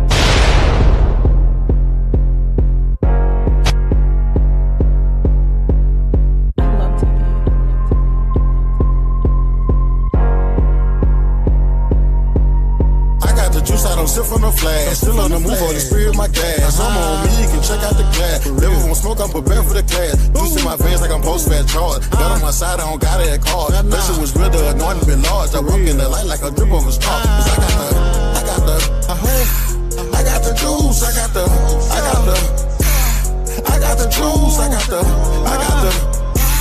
I got the juice. My thoughts at a bind, he fish in my ear like spit for the county. Bitch at you, but the trigger was tempting. Whole lot of demons in the section I'm stepping. Brain got a drum or a hole like a stick. Bang for the Lord, every ride gon' hit. Toes to the slide, they responded like that. I carry that text like a windshield whip. Flex that flex, feel said rest. I was 10 toes down in the spiritual test. Came from the dirt, still cleaner than most. Flesh won't toast, but the spirit won't boast. Devil told laws, I be catching that bird. Let's over revenge, but the Lord says spur. Fast like collar with the engine on red. Put it in park after old me dead. I got the juice, I don't sip from no flash. Still on the move, on the spirit of my gas. I'm on me, you can check out the glass. Devil won't smoke, I'm prepared for the class. Juice in my veins like I'm post-fast charge. Gun on my side, I don't got it at car. That shit was real, the anointing been large. I walk in the light like a drip of a star. Cause I got All right, man. Big Hemi versus MVP Chris Harris for the undisputed Worldview Wars Debate League World title. And listen, family, I know I started off the show. I said I was going to do a Streets Need a Body with old boy Taz, since apparently he had a lot to say about me and my platform. Apparently he said I lied to him. I don't know why he think I would do that. I don't even know you, brother, to be lying to you. Everybody who associate with me know I had a situation with my mother's health that I had to address. Going live was not a top priority of mine, nor did I care to. I messaged you and told you that. If you haven't read your text, if you didn't get it, say that, but don't call me a liar, because I ain't got no reason to lie to you. You can't do nothing to me. I don't fear nothing from you where I would have to cower down and lie to you. What happened is you lost on my platform and you started casting aspersions because you couldn't take the L. However, I guarantee if you would have won that debate, you wouldn't have had nothing to say.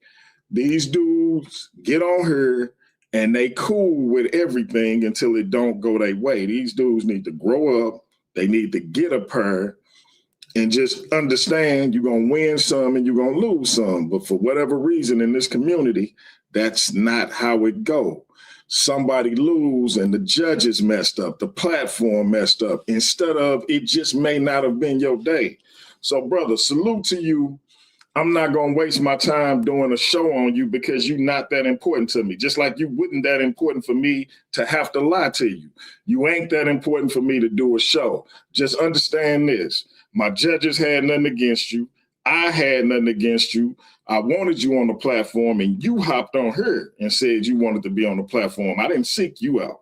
So don't ever get me misunderstood with somebody who tripping off of what another dude do, who gonna be biased towards another dude for no reason. I had no reason to disrespect you or what it was you were standing on. The judges didn't see it your way, and that's it. There's no conspiracy. There's no politicking. It ain't even that deep for me when it come to you, because you wouldn't nobody I was coveting or chasing after anyway. So wherever you got that in your head because you too arrogant to think that you could possibly lose a debate, I need you to smarten up. And that's all I got to say about it. With that being said, man, be here tomorrow. MVP Chris Harris, my man, the world champ, Big Hemi, and we're going to get another debate on barring any unforeseen events. Also, 12 p.m. Central Time tomorrow, Elder Yara will be doing his response to Khalil's presentation, as he'll be doing what would have been his presentation for the debate. As y'all know, we had a scheduling situation. Khalil wanted to move forward, so Elder Yara will be doing his presentation tomorrow at 12 noon. Is Islam the Black Man's Religion? Part 2 tomorrow, 12 o'clock. Big Hemi versus MVP Chris Harris. 7:15 p.m. Central Time. Again, all this is born any unforeseen incidents because people think when I say I can't do a show, somehow I'm lying to them because they think they more important than what I got going on in my real life. You're not. That being said, man, it's your brother, DMG. Y'all come black and check us out. That's peace. I can't stand it. Don't ever make a mistake of sticking your nose in my business. If I'm down and out, I'll get up and take care of myself. Woo! I'm going to tear you down. When I get to town, We're gonna treat all you women the way women ought to be treated. Miami Beach, get ready. We on tour and we're doing it better than anybody else alive. It's so hard for me to sit back here in this studio looking at a guy out here hollering my name when last year I spent more money on spilled liquor in bars from one side of this world to the other than you made. You're talking to the Rolex wearing, diamond ring wearing, kiss stealing, wheeling dealing, limousine riding, jet flying, son of a gun, and I'm having a hard time holding these alligators down.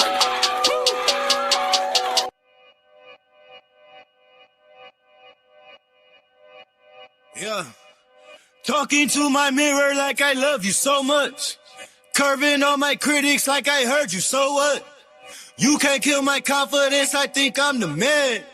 Tally all the I ever gave on my head. Lately I've been living like I can't take a loss.